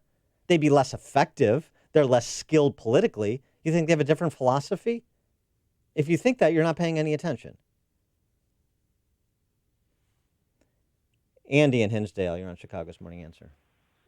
So, the reckoning is definitely coming, but the revolt probably isn't, because most of these people just don't understand basic Econ 101. I think if you take the average person down on State Street, ask them questions about supply and demand and taxation, they're not going to have an answer. And you saw it in this Hinsdale referendum. You can start calling me Andy from Dallas because I'm walking my dogs in Dallas right now. Mm-hmm. When the people were just begging to increase our taxes, and you were in on some of those. You, Dan, were in on some of those debates. What's the first thing they do? They start personally attacking you instead of attacking the fact that the economics don't work. Yeah. Thanks for the call, Andy. I mean, go ahead and how many people are you responsible for moving out of Illinois? Well, the Hinsdalians, go ahead and attack me. You think you're scoring points against me? You're attacking your home value. And I'm sorry, you think, just to use Hinsdale as an example, Hinsdale Central is living off a reputation it no longer deserves. I hate to break it to you. As are many suburban schools. And as the brain drain continues, the quality will continue to deteriorate as the population continues to shrink. So go ahead, attack me all you want. This is the whole thing. This is like talking to, the West Side NAACP forum I went to when I was a candidate. I say, this is back in 2009, 2010. So, all your people are in charge, right? All the people that you voted for. Black or white, doesn't matter. All the people, all the Democrats that you want in charge of city and county and state government are in charge. And how are things going? Good. And think about how much worse they are 9 years later. Things going good for you on the West Side in Chicago? But don't ever change who's in office. Go ahead, vote against me. Call me a racist, blah, blah, blah. You can't touch me. You know why? Because my parents sacrificed so I could get a good education. And I do fine, and I can leave, and I can do whatever I want. No matter how bad it gets, I'll be fine. That's why this is so funny, because they want to personalize it, like in Hinsdale, as Andy was saying, and make it about me. It's not about me. It has nothing to do with me. It's about making sense.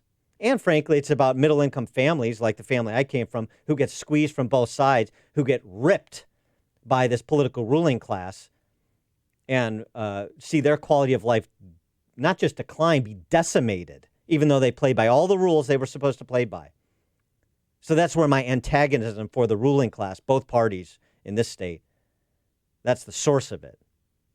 But you're not going to get me. So go ahead, poke out both your eyes and tell me I'm blind. Go ahead. Brian in Woodridge, you're on Chicago's Morning Answer.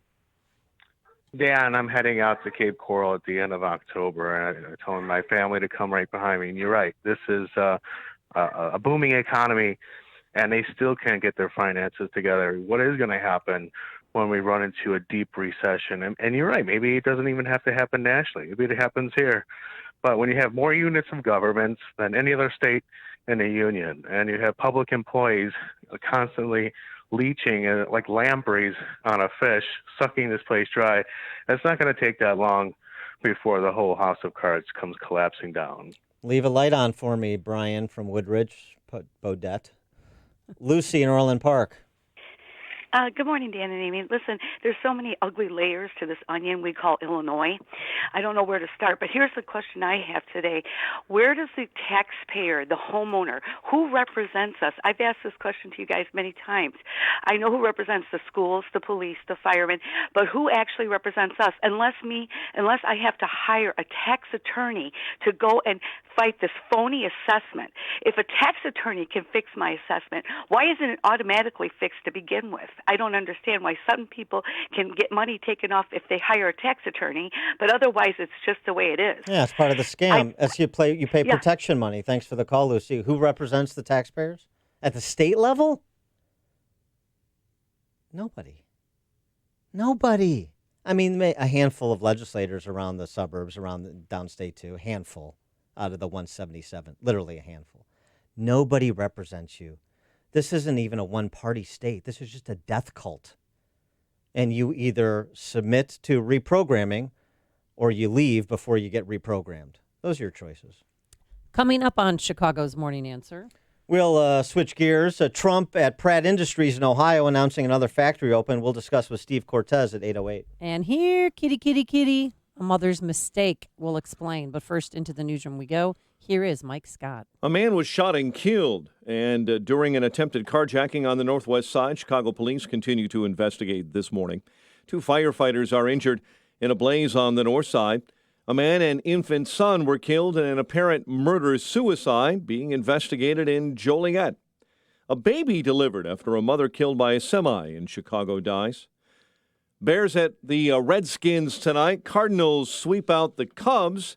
And a beautiful sunshiny day ahead. WIND Chicago News Time is 8 o'clock. A whole new stage of investigation. I'm Dave Anthony, Fox News. That's what House Speaker Nancy Pelosi says about a presidential phone call with Ukraine's leader, adding if the director of national intelligence doesn't give Congress details about a whistleblower's complaint, it'll be lawlessness. Democratic chair of the House Intel Committee, Adam Schiff, told CNN it might be impeachable. If the president is essentially withholding military aid at the same time that he is trying to browbeat a foreign leader into doing something illicit. Now, President Trump says it was a perfect phone call, and Ukraine's government says there was no pressure. Fox's John Decker live at the White House. The president's spokeswoman, Stephanie Grisham, telling Fox and Friends the White House may be ready to cooperate. I do think that perhaps releasing this kind of a transcript could set a bad precedent. He's willing to do it, I think, but there's a lot of other people, lawyers and the such, that may have a problem with it. President Trump confirmed yesterday that he spoke to the newly elected Ukrainian president in July about possibly investigating Joe Biden and his son Hunter. It's not clear if this conversation is at the heart of the whistleblower's complaint. Dave? Well, John, President Trump's in New York at the UN for talks with world leaders, and he'll go to a religious freedom event. He will not attend a climate change summit.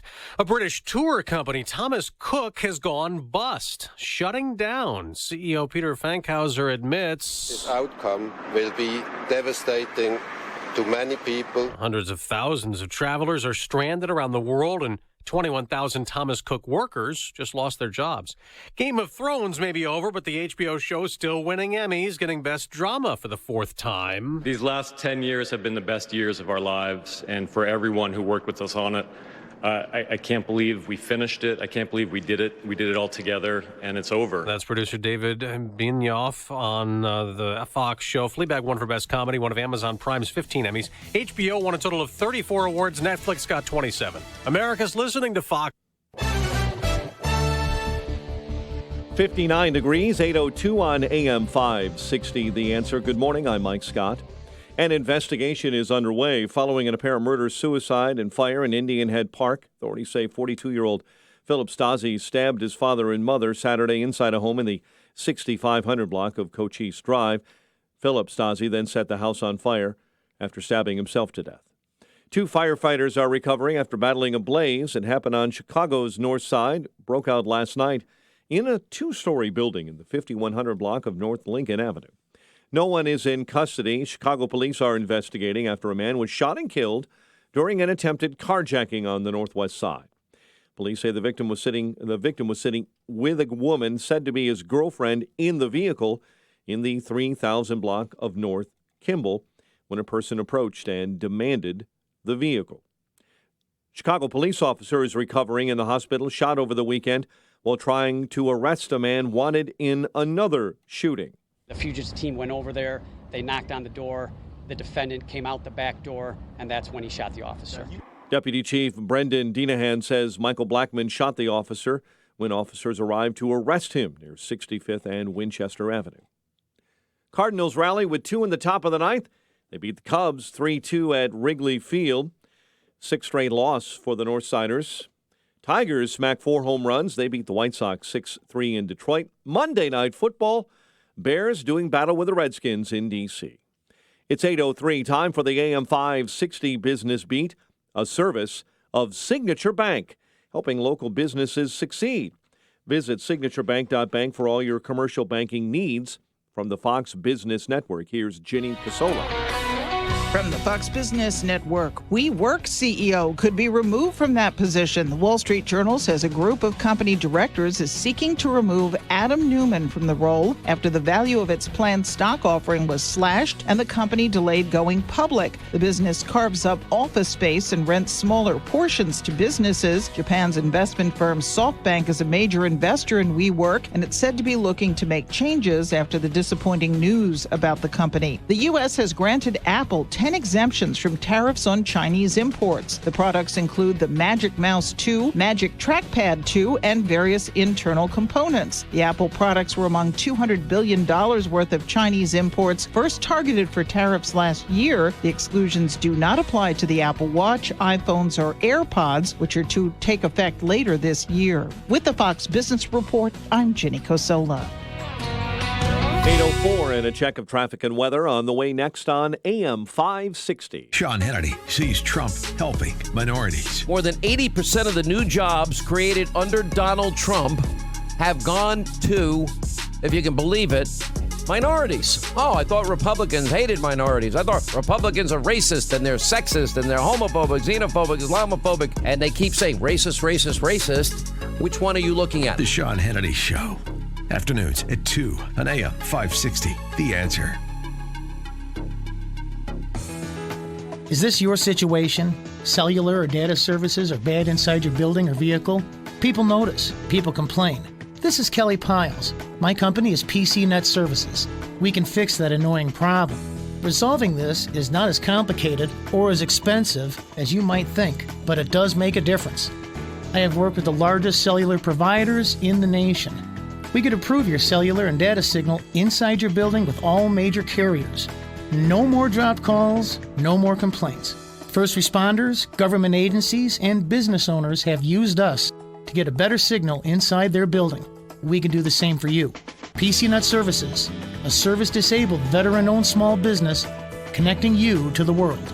Get better cell service in your building, no matter which carrier. For a free analysis, call PC Net Services, 815-545-4439.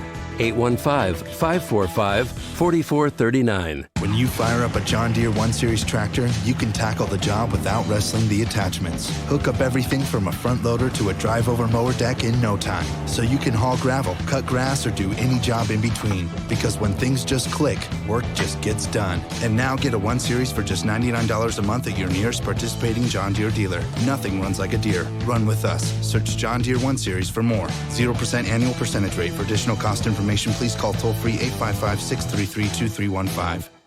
Dell has something extra for small businesses, up to 45% off during their semi-annual sale. It's a perfect time to update to Windows 10 with huge deals on business computers featuring Intel Core processors, plus free shipping on everything. Call Small Business Technology Advisors who can help you achieve your business goals affordably with low monthly payments on the right tech for you. Just call 877-BUY-DELL. That's 877-BUY-DELL or visit Dell.com/business deals for semi-annual savings.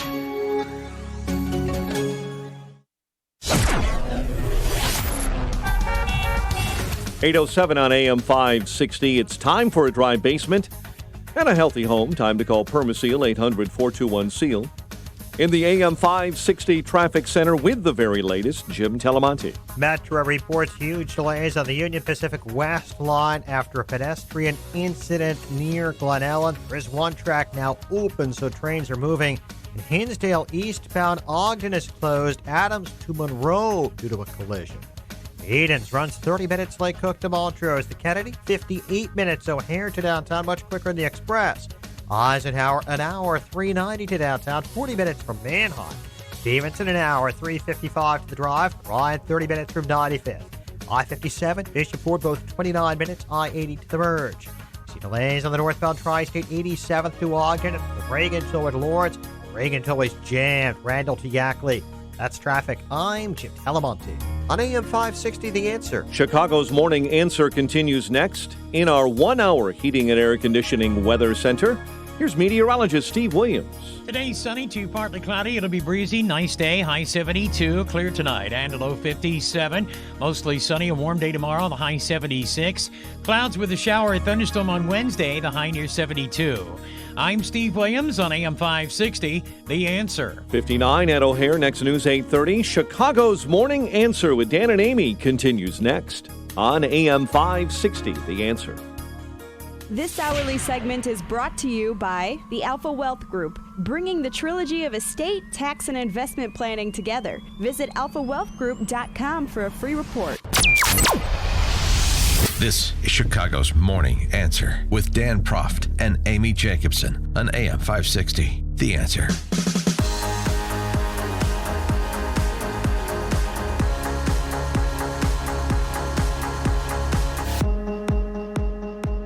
Top of the morning, Dan and Amy. President Trump making the rounds this weekend, rounding it out with a stop in Ohio along with his Aussie counterpart, Prime Minister Morrison, announced the opening of a new factory, new Pratt Industries factory, that features a lot of benefits to Ohio.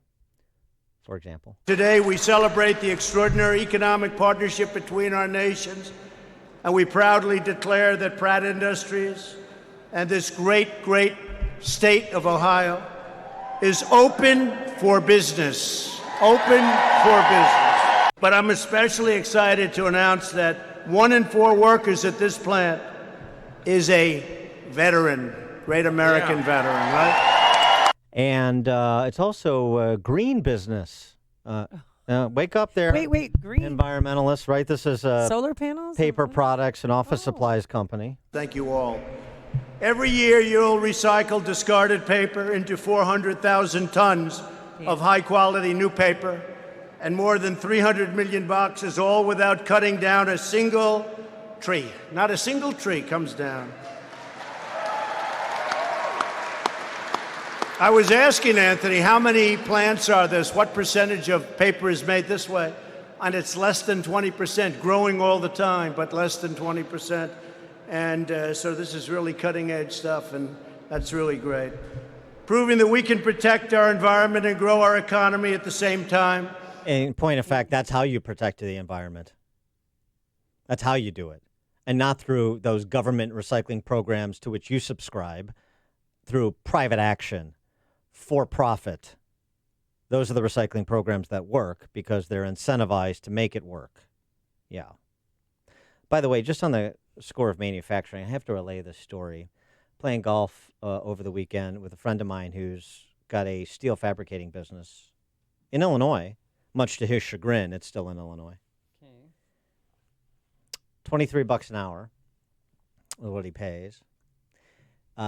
Got more business than he can handle, so he wants to improve the turnaround time. Asked 3 of his guys if they wanted overtime. Time and a half, $35 an hour. That's nice. Nope. No thanks, boss. Why not?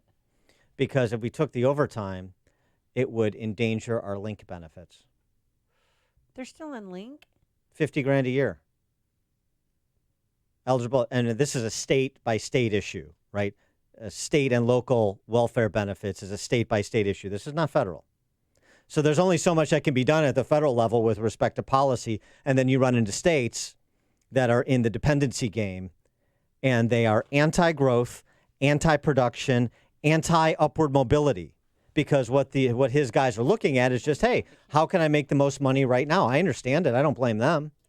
How can you have a situation where you have guys on the line who can make $35 an hour doing overtime saying, no, I want it. I have this job, but I supplement it with Link benefits, and the Link benefits are more generous than if I took the overtime.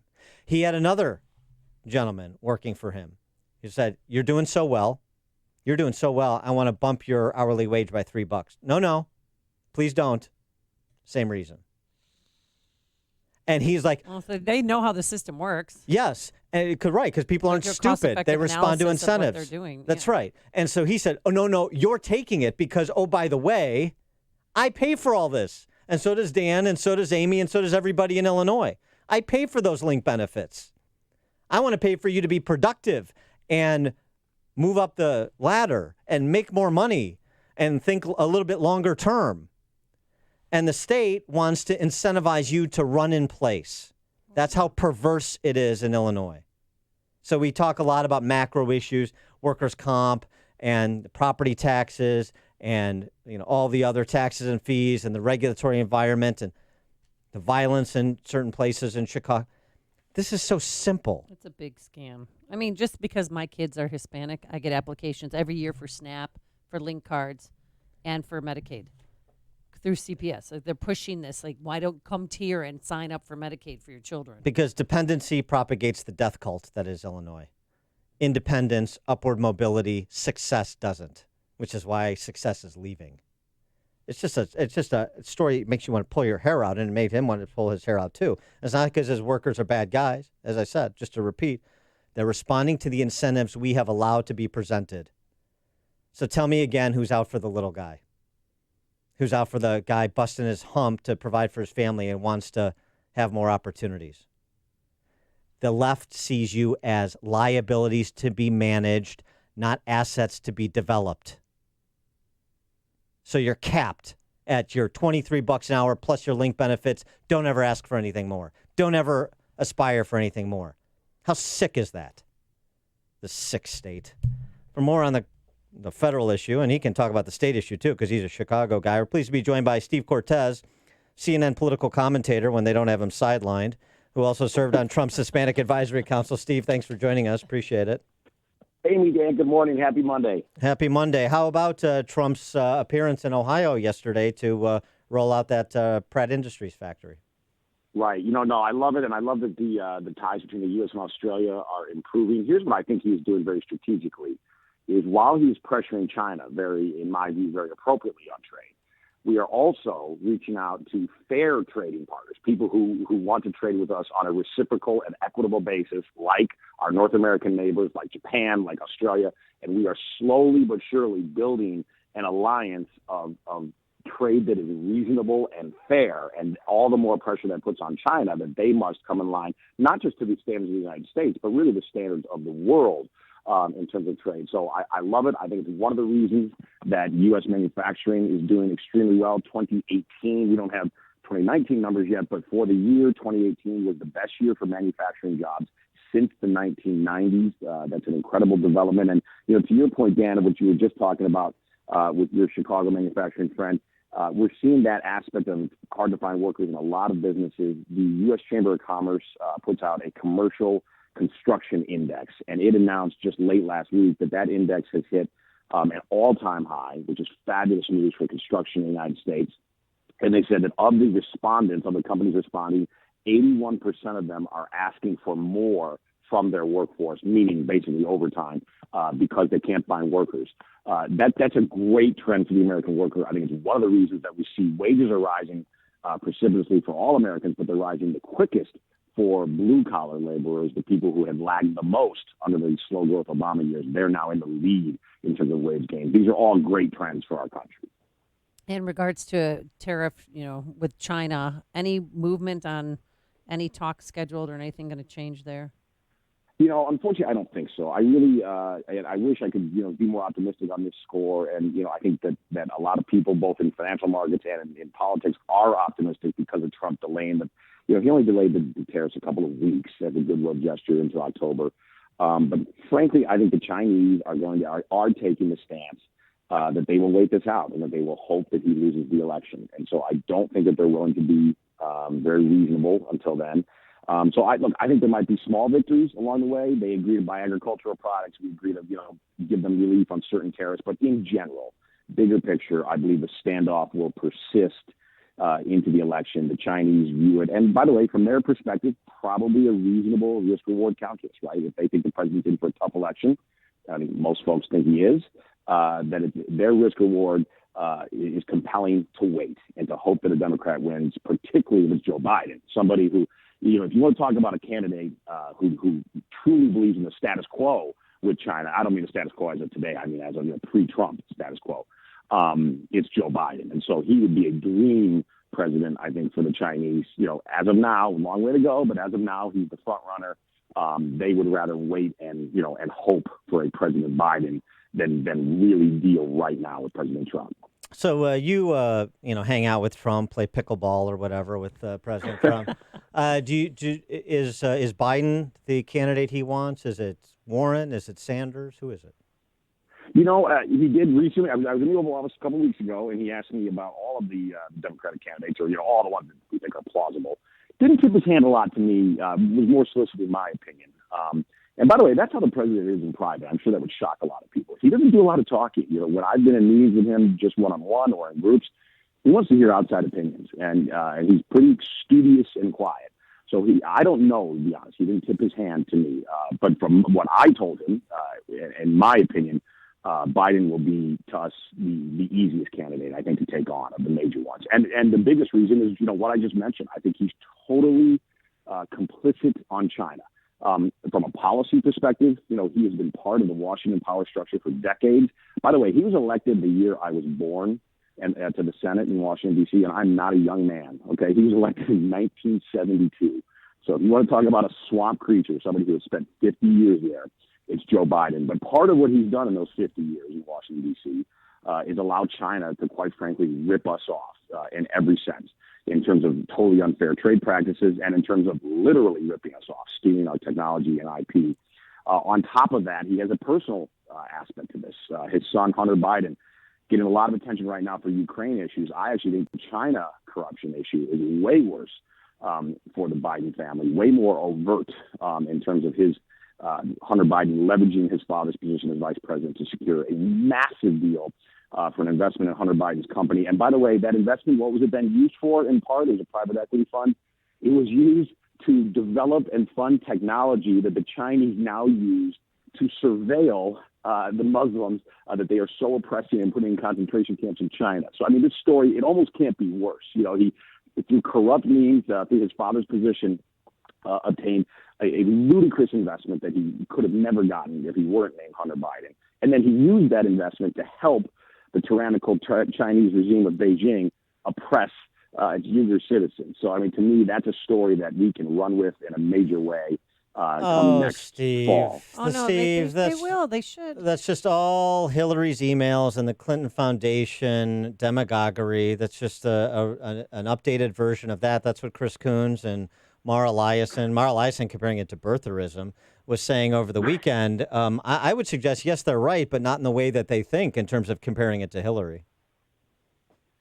Well, look, no, by the way, Hillary's emails, I think, are one of the reasons she lost. So, I'm not going to disagree with their comparison there, right? In other words, corruption is really important. And Hillary was an endemically corrupt candidate. I believe Joe Biden is as well. Now, I will tell you on the other side, because I don't want to only, act like, look, this election will be no layup, and I don't want to act as though we're not scared of opponents. I do think that Elizabeth Warren presents a challenge. I think that Elizabeth Warren represents populist socialism, whereas we are, populist nationalism. She is populist socialism, but at least she gets, I think, the angst of workers in the United States and really all over the world, a global anti-elitist movement. Now, I don't agree with any of her prescriptions, but I think that she at least understands the problem in a way that, for instance, Joe Biden, can't and won't. So I'm not shocked that she's starting to rise up in the polls. But, again, in terms of if we can pick the candidate, not that it's up to us, I certainly want to pick sleepy Joe Biden. I think he is corrupt. He's a dinosaur of the swamp. And I think that contrast versus Trump will be compelling to the American people. And I think will launch us to victory. Steve, I think Biden's toast. I think his campaign is over after all this, but we'll see. I wanted to get your reaction to President Trump gave you a shout out when he was in New Mexico. Did you hear it? Yeah. I sure did. Yeah. So I was there. I got to address the audience right before him, right, which was pretty spectacular. I had not spoken at the podium at a Trump rally before, so that was quite a thrill. I did not expect him to shout me out as well, but it was a real honor, and it's an honor to be called it's an honor to be called a wasp by the president, isn't it? Yeah, that's right. Well, and then of course, liberal media tried to turn that into a story and try to say that he was being condescending or somehow, racial. And look, number one, they don't get to claim outrage on my behalf. But number two, exactly. Number two, was clearly in jest, right? And look, he's poking fun at me. He's roasting me. He's done it many times in private. This time he happened to do it in public. And what he mainly means by it is, he's talked to me about it before, is the way I dress. He's like, you look like a waspy New York banker, and he's right. Yeah, okay? he is right. He really he's is. having fun. And I wrote an article in Real Good Politics about this, and I said, I'm going to channel Sergeant Hulka from Stripes to the people who are mad about this and say, lighten up, Francis, okay? It's a joke. He is Steve Cortez, CNN political commentator, serves on Trump's Hispanic Advisory Council. And, oh, by the way, programming note, you can catch more of Steve's wit and witticism and distillation of Trump shout-outs on Wednesday on these airwaves. He's going to sit in 5 to 7 p.m. this coming Wednesday, so we'll look forward to that. Steve, thanks for joining us. Appreciate it. You bet. Thanks so much. And he joined us on our turnkey.pro answer line. There's only one radio show in Chicago talking about today's biggest stories and telling you what they really mean. That show is this one, Chicago's Morning Answer on AM 560, The Answer. Want your home's furnace to stay safe and reliable? And want to prevent any potential problems before they happen? At your local 1 Hour Heating and Air Conditioning, we recommend an annual furnace inspection and tune-up. Right now, get big savings on a furnace tune-up. Call 855-1-HOUR. Because not taking care of your furnace, that's just cold. Your comfort is just a call away. Call 1 Hour. Terms and conditions may apply. Call for details. Independently owned and operated. Licensed in the respective state or county. Patrick was way behind on his IRS taxes. I was in way over my head, just over $30,000. That's when I reached out to Optima Tax Relief. And how'd it go? I couldn't believe it. I had to ask like 2 or 3 times. I saved an incredible amount of money. How does Patrick feel about Optima? Couldn't be happier. Optima Tax Relief. They're the best in the business. Call Optima Tax Relief for a free consultation. Call 800-410-6744. 800-410-6744. Optima Tax Relief. I've been telling listeners for years about the benefits of Northridge Prep. Now I'm thrilled to talk about their sister school, Willows Academy. An all-girls college prep school for girls grades 6 through 12, Willows Academy has been educating female leaders for 45 years. Let me tell you something. Some of the smartest women I know went to Willows, and I know smart women because we smart people hang out together. So, just so you know. Well, thanks for the heads up. No problem. Okay. What do you want for your daughter during her crucial development years? A supportive environment, positive female role model, solid lasting friendships. Willows Academy provides all that, plus a challenging academic curriculum that's structured to help her succeed. Willows is a place where young women can safely spread their wings and learn to soar. And an open house on Sunday, November 3rd. Find out why Willows is one of the top all-girls high schools in Illinois. Discover the Willows award-winning arts and athletics. Learn about their top-notch academics, which resulted in last year's graduating class being offered $6 million in college scholarships. To register for the Willows Academy November 3rd open house, visit their website, willowsacademy.org. That's willowsacademy.org. Message and data rates may apply. Individual results vary. Exclusions apply. Contacts and glasses are such a hassle. I'd love to finally get LASIK, but I'm going to stop you right there. If you want LASIK, then the LASIK Vision Institute has officially taken away everything standing in your way. Isn't LASIK expensive? Not at the LASIK Vision Institute. We're offering dramatically low prices and an absolutely free consultation. See for free if LASIK is right for you by texting RADIO to 350-350. But I'm really busy. A text only takes seconds, and the LASIK procedure typically only takes 15 minutes. And best of all, most patients can get back to work the following day. I had no idea. The LASIK Vision Institute uses the latest FDA-approved LASIK technology that helps the majority of patients achieve 20/20 vision. We've performed over 1.3 million procedures. That's experience you can trust. And we're offering 20% off our already low-cost services. What's that text again? Text RADIO to 350-350. That's RADIO to 350-350 to schedule your free consultation today. Hey, the weather's changing. It is getting a little cooler outside. And have you noticed the leaves have started to fall off the trees? Yes, autumn is coming soon. And for you, that may mean a drop in your energy level. Maybe you're having trouble sleeping or you have seasonal allergies. No matter how you're feeling, we know that you're not getting enough fruits and veggies in your diet. Pumpkin spice, folks, doesn't count as a vegetable. So it's time to get healthy and take Balance of Nature. With just 6 capsules of Balance of Nature, you're getting 10 servings of 31 fruits and veggies. You hear stories all the time right here on this station of how Balance of Nature has changed people's lives. And the next story could be yours. Experience the Balance of Nature difference for yourself. Until the end of September, Balance of Nature is offering a 30% discount and free shipping on your first preferred order of Balance of Nature. This offer will end on September 30th, so do not wait. Call 800-246-8751. That's 800-246-8751. Use discount code Chicago or go to balanceofnature.com. Discount code Chicago. AM 560. The Answer. Dan and Amy and the New York Post eulogized Bill de Blasio's presidential campaign. This is good. What? This is even better than me eulogizing the Cubs season. That's how good this is. Is it angry? Bill de Blasio's presidential campaign, May 15, 2019, September 20th, 2019. Dead of ego-induced psychosis. Neighbors said the body had been in rigor for some time. It died when it loved best, it died doing what it loved best, being as far away from New York City as possible. It was surrounded in the end by friends, MSNBC hosts. It's in a better place now, a Park Slope gym. Whether it was in the empty churches of South Carolina, the sun-kissed empty deserts of Nevada, or begging anyone to talk to de Blasio at the Iowa State Fair, the campaign always gave 100% and always polled at 1%. Oh, that's so true. Can't was never part of its vocabulary. Neither was won't. Please stop, or this is a dumb idea. The campaign is survived by what? Hotel industry officials who expect favors from City Hall and 8 million suffering New Yorkers. In lieu of flowers, de Blasio asked for donations to his slush fund. That's very thoughtful. And President Trump, they asked him on Friday, about it. And he said, well, the only thing the man had going for him was his height. He was very tall, but that's about it. It's funny.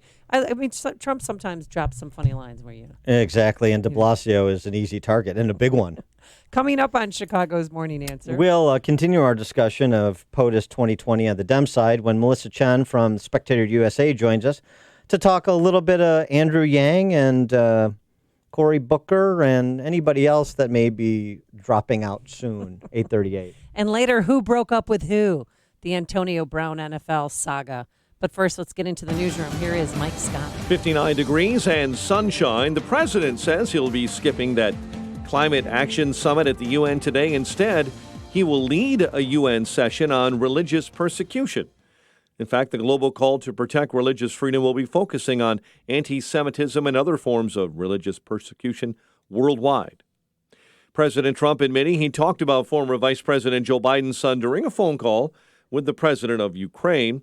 Former Secretary of State John Kerry says it is his opinion that it's amazing the president allowed himself to be in this position. Apparently, within hours of days of the Mueller testimony, the president is on the telephone putting American foreign policy in hock while he extorts the leader of another country to Russia's advantage, I might add. The president says his call was perfectly appropriate. Treasury Secretary Steve Mnuchin says things are being implied that just didn't exist in that call. The real issue here is not what the president said, but what indeed did Biden's son do?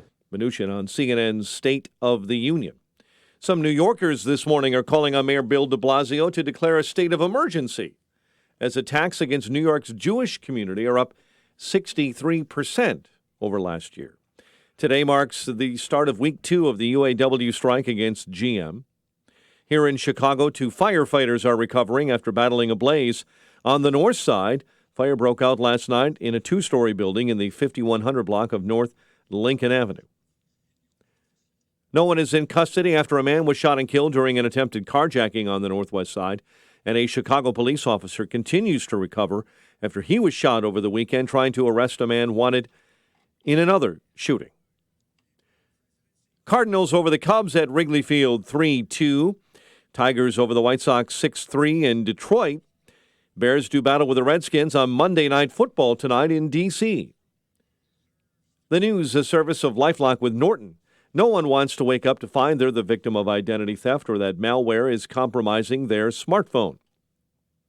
LifeLock with Norton now includes protection for your identity and devices. Limited time offer, get 30% off your first year. Ends October 6th. Join at LifeLock.com. Use promo code RISK. 8:33 and a check of traffic and weather on the way next on AM 560. Mike Gallagher sees a relentless attack on Justice Kavanaugh. The anti-Kavanaugh campaign could be just beginning. But see, the greater good is to send a warning to Brett Kavanaugh. You better toe the line on every abortion case you hear. Because if you're pro-life in your rulings, we're going to keep coming at you. The Mike Gallagher Show. Weekdays at 9, right before Dennis Prager at 11 on AM 560. The Answer. Attention maintenance coordinators. Fans are a vital part of your business's building or factory. You've got to keep the air moving. But when they break down or need service, who can you call? Vans Industrial repair all types of fans, from small wall fans to large air movers. Hi, I'm Dave Van Camp, president of Vans Industrial. Fan repair is one of many services that Vans offers. If you have a fan with a damaged shaft, bearing, impeller, or housing, we can help. And if you need a new fan, we handle all major brands and can provide engineering assistance to properly size your new fan. Our crews can respond to your emergencies or routine maintenance and will have your fan back up and running fast. And when we're done repairing your fan, we can also dynamically balance it so it runs smooth for years to come. Vans uses only the best and safest union-trained mechanics, insured at the highest level, to perform the job right. Call 833-VANS-IND to get your fan repaired today.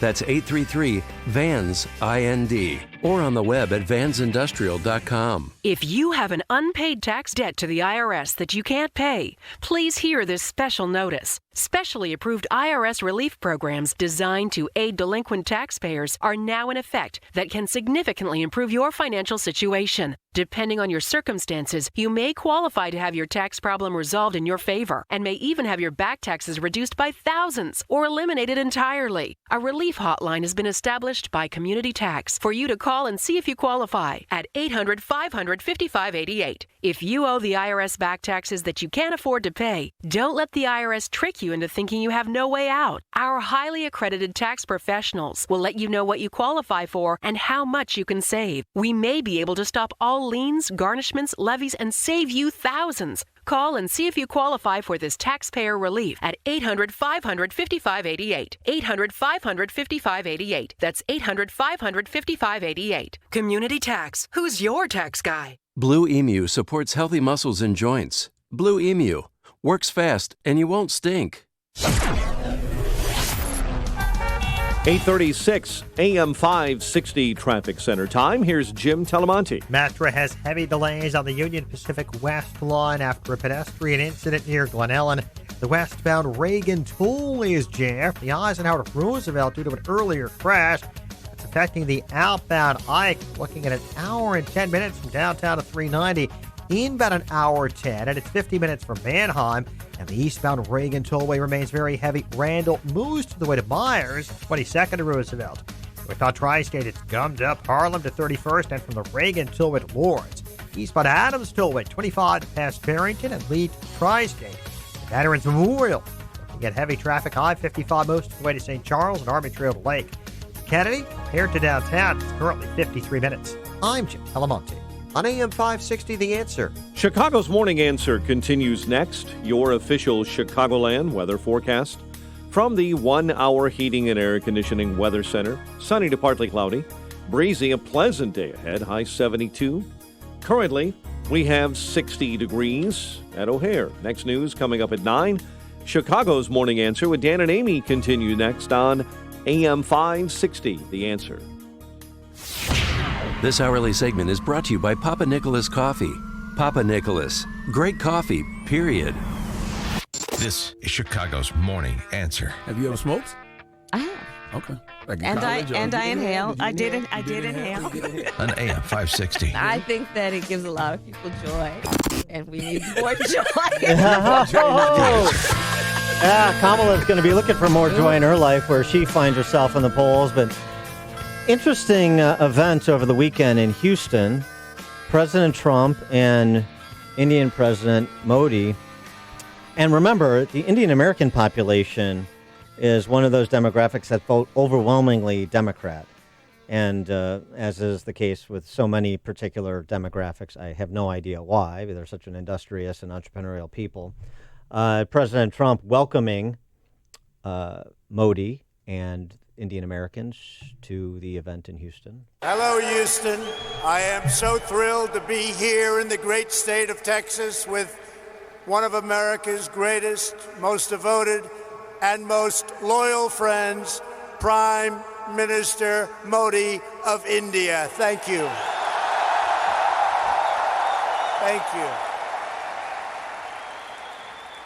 And Prime Minister Modi is doing a truly exceptional job for India and for all of the Indian people.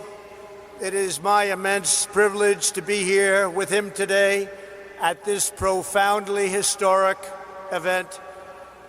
We're especially grateful to be joined by over 50,000 incredible members of our nation's thriving, prospering, flourishing, and hardworking Indian American community. Thank you. Yeah, and PM Modi returned many of the pleasantries. This is extraordinary. This is unprecedented. Friends, as I told you, we have met a few times, and every time he has been the same warm, friendly, accessible, energetic, and full of wit.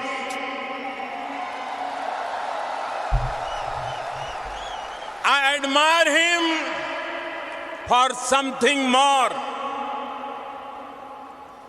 A sense of leadership,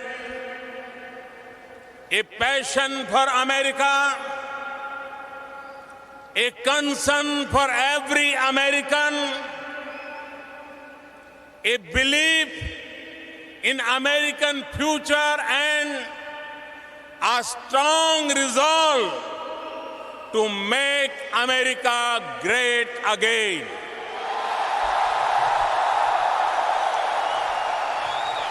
And he has already made the American economy strong again. Well, boy, let's see. The administration is pursuing China over human rights abuses of a Muslim minority. President Trump on the same stage as Indian PM Modi, exchanging expressions of support as India and the U.S. Work together collaboratively, including on trade. That was after he was in Ohio with the Prime Minister of Australia, opening a new manufacturing facility there. Boy, all this talk from the left about us losing our standing in the world and so on and so forth, that certainly doesn't seem to be the case with a quick perusal just of this weekend's events. Rather remarkable. For more on this, as it frames the 2020 presidential election, we're pleased to be joined by Melissa Chen. She's a writer for Spectator USA. Melissa, thanks for joining us. Appreciate it.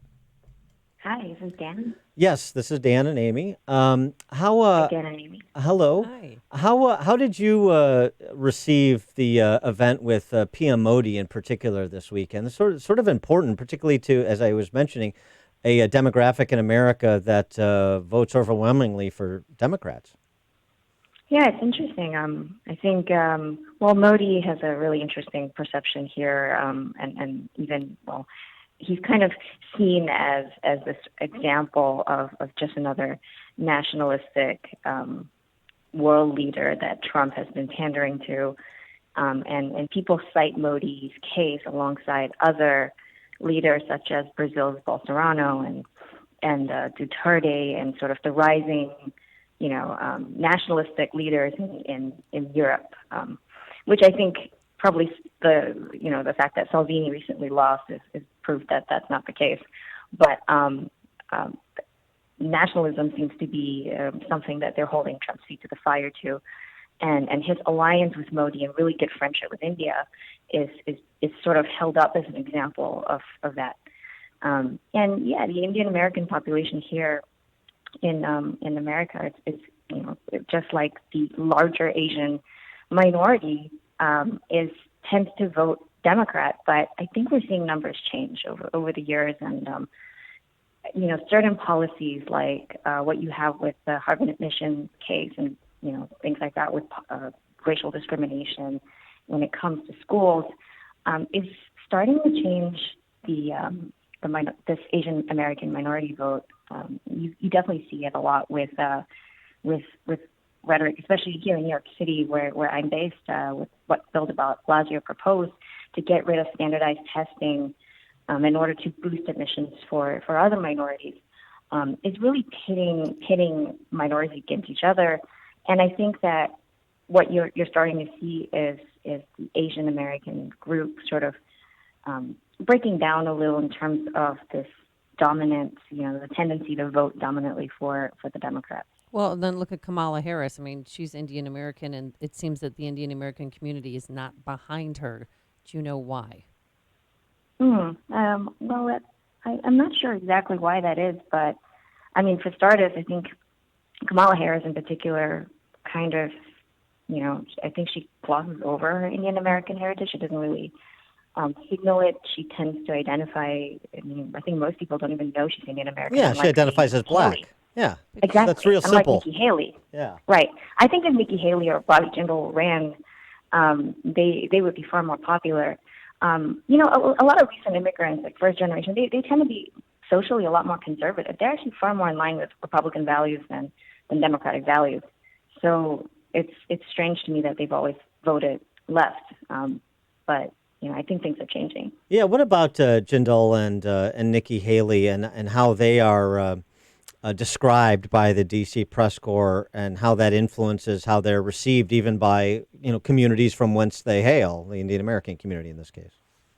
Well, they're kind of received as Uncle Toms in a way. And not only that, I think there was in the last election when we were celebrating the breaking of the glass ceiling for many of the Muslim American new congresswomen who, the squad, right?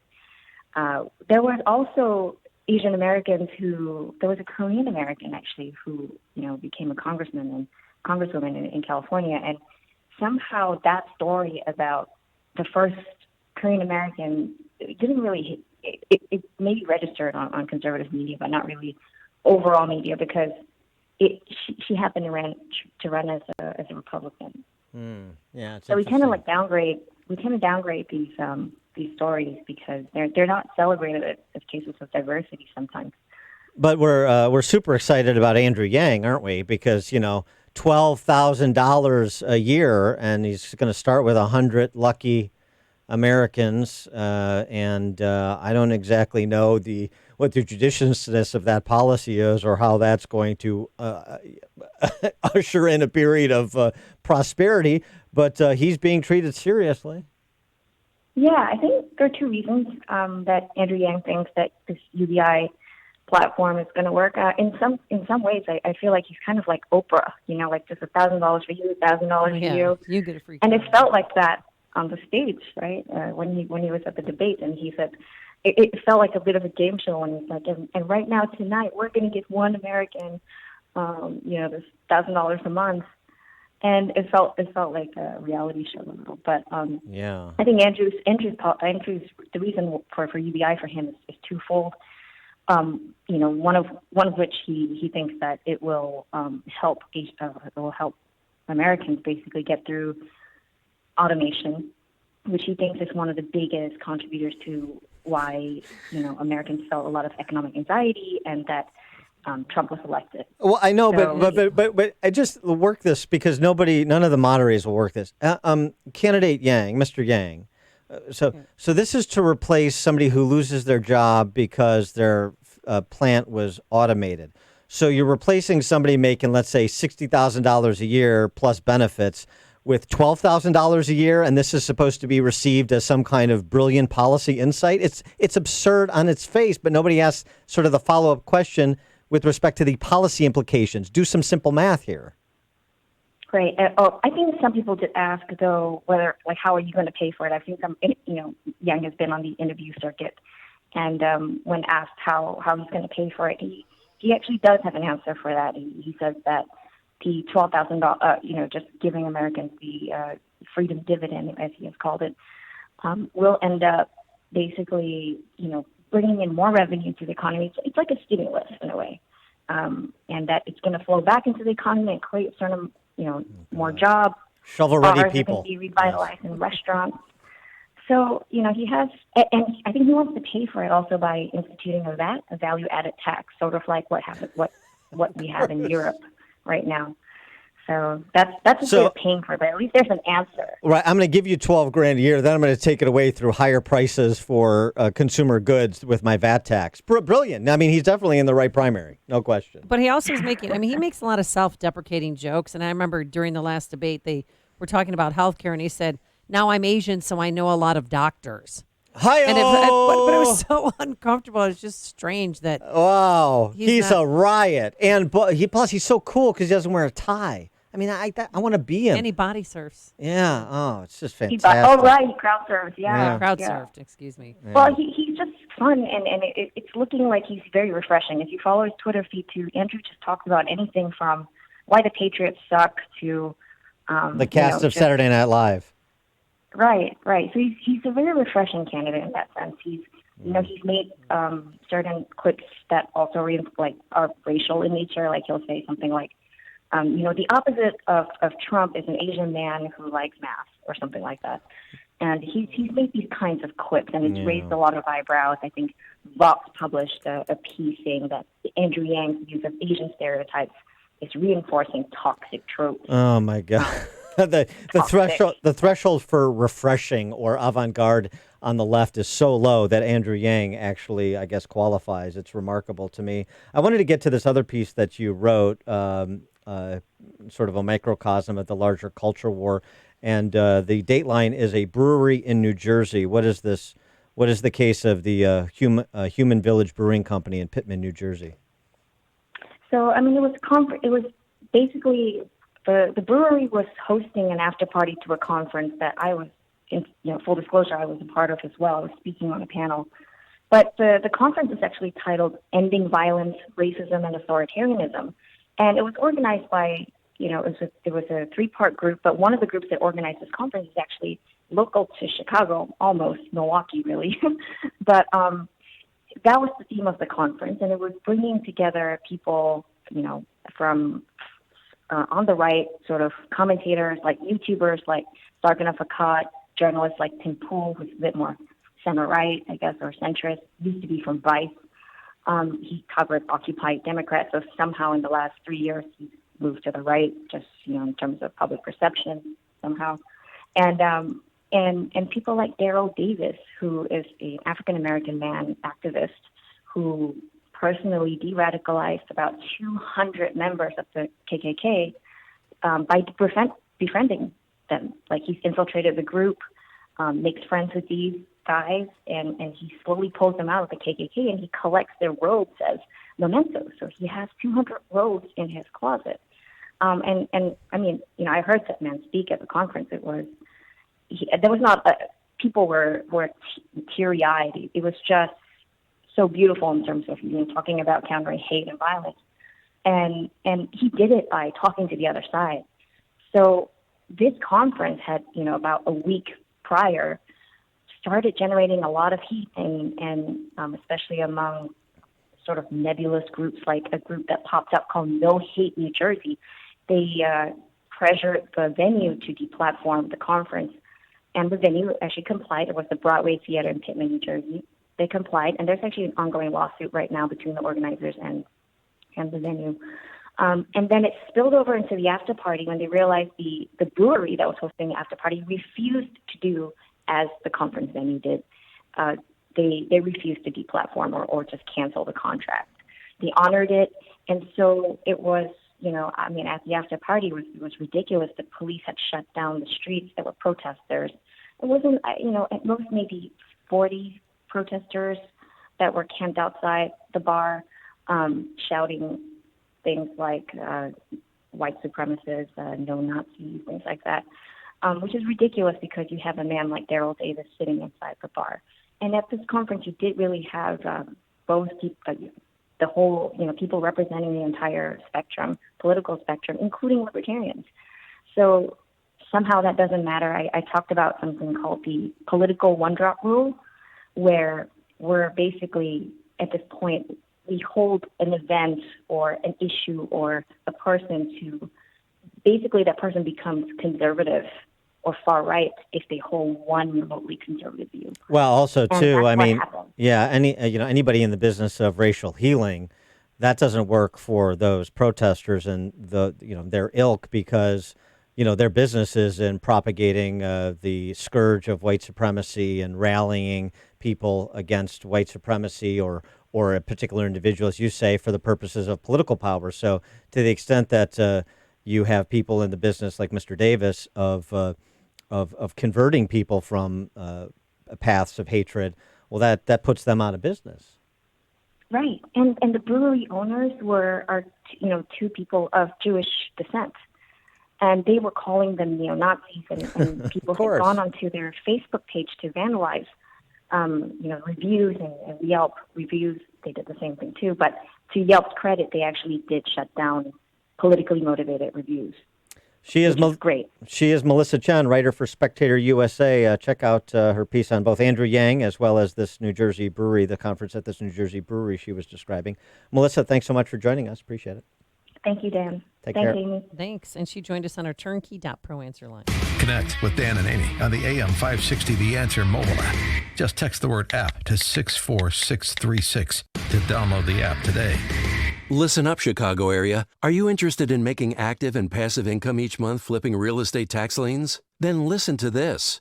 The ProSource Tax Lien Company is offering a free tax lien flip kit, which contains educational videos and a step-by-step report that will show you how to earn government-regulated returns up to 18% that are secured by real estate. Plus, see how you can access tax lien inventory not available to the public. So, if you want to become a real estate investor without swinging a hammer or being a landlord, then text Chicago to 31000 now to get your free tax lien flip kit and get ready to learn how to flip tax liens and acquire houses well below wholesale prices with great profit potential, all from home working part-time. Text Chicago to 31000 right now to get your free tax lien investor kit, plus 2 free tickets to a live training event, which includes a free smartwatch just for attending. Text Chicago to 31000. That's Chicago to 31000 for your free tax lien kit now. Individual results may vary.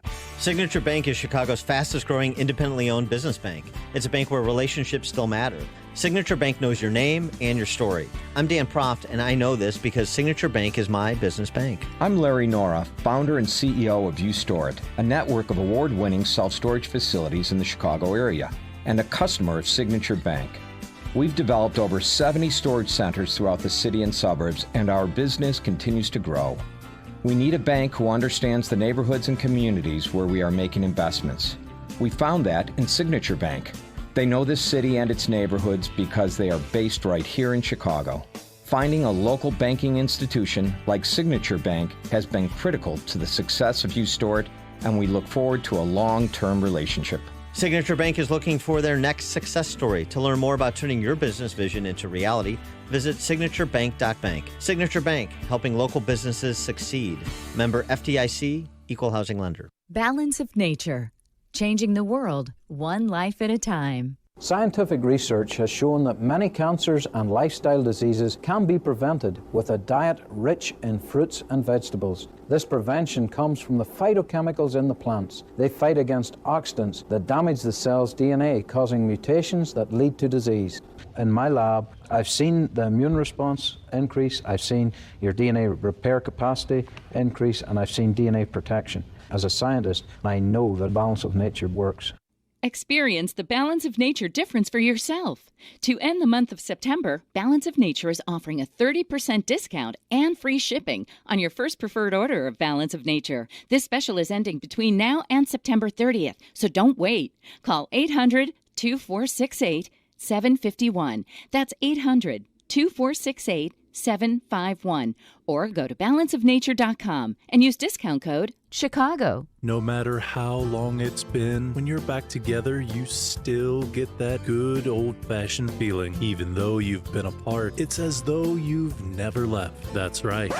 Football season is back. Reignite your spark right here on the Husky Sports Network. Your NIU Huskies battle the Vanderbilt Commodores this Saturday morning at 11 on your home for the Huskies. AM 560, The Answer.